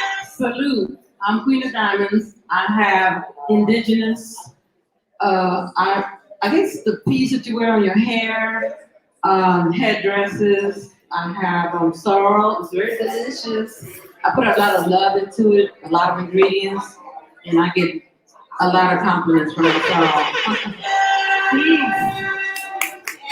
So y'all come check her out. She's over here in the corner. Again, please, we love y'all. Shop with the vendors. Come on and see us. We're here every Monday from 6 to 10 p.m. If you're interested in vending, come check me out or send me an email at healthyhealing33@gmail.com. All right, one good time for the DJ now. DJ Fire up in the building. All the way from Miami, bringing us a great vibe, spinning the tune all night, keeping us hype. Y'all tap in. We at the Woke Fest this weekend. Y'all don't want to miss that. Saturday. Then also, October 11th, Sunday, we got Lizzie listening party, Lizzie Jeff. And we got the Sound Bowl Healing with Raw Yogi, Drum Circle. Y'all tap in. Flush it. New day. This is a song. Make sure you support one another.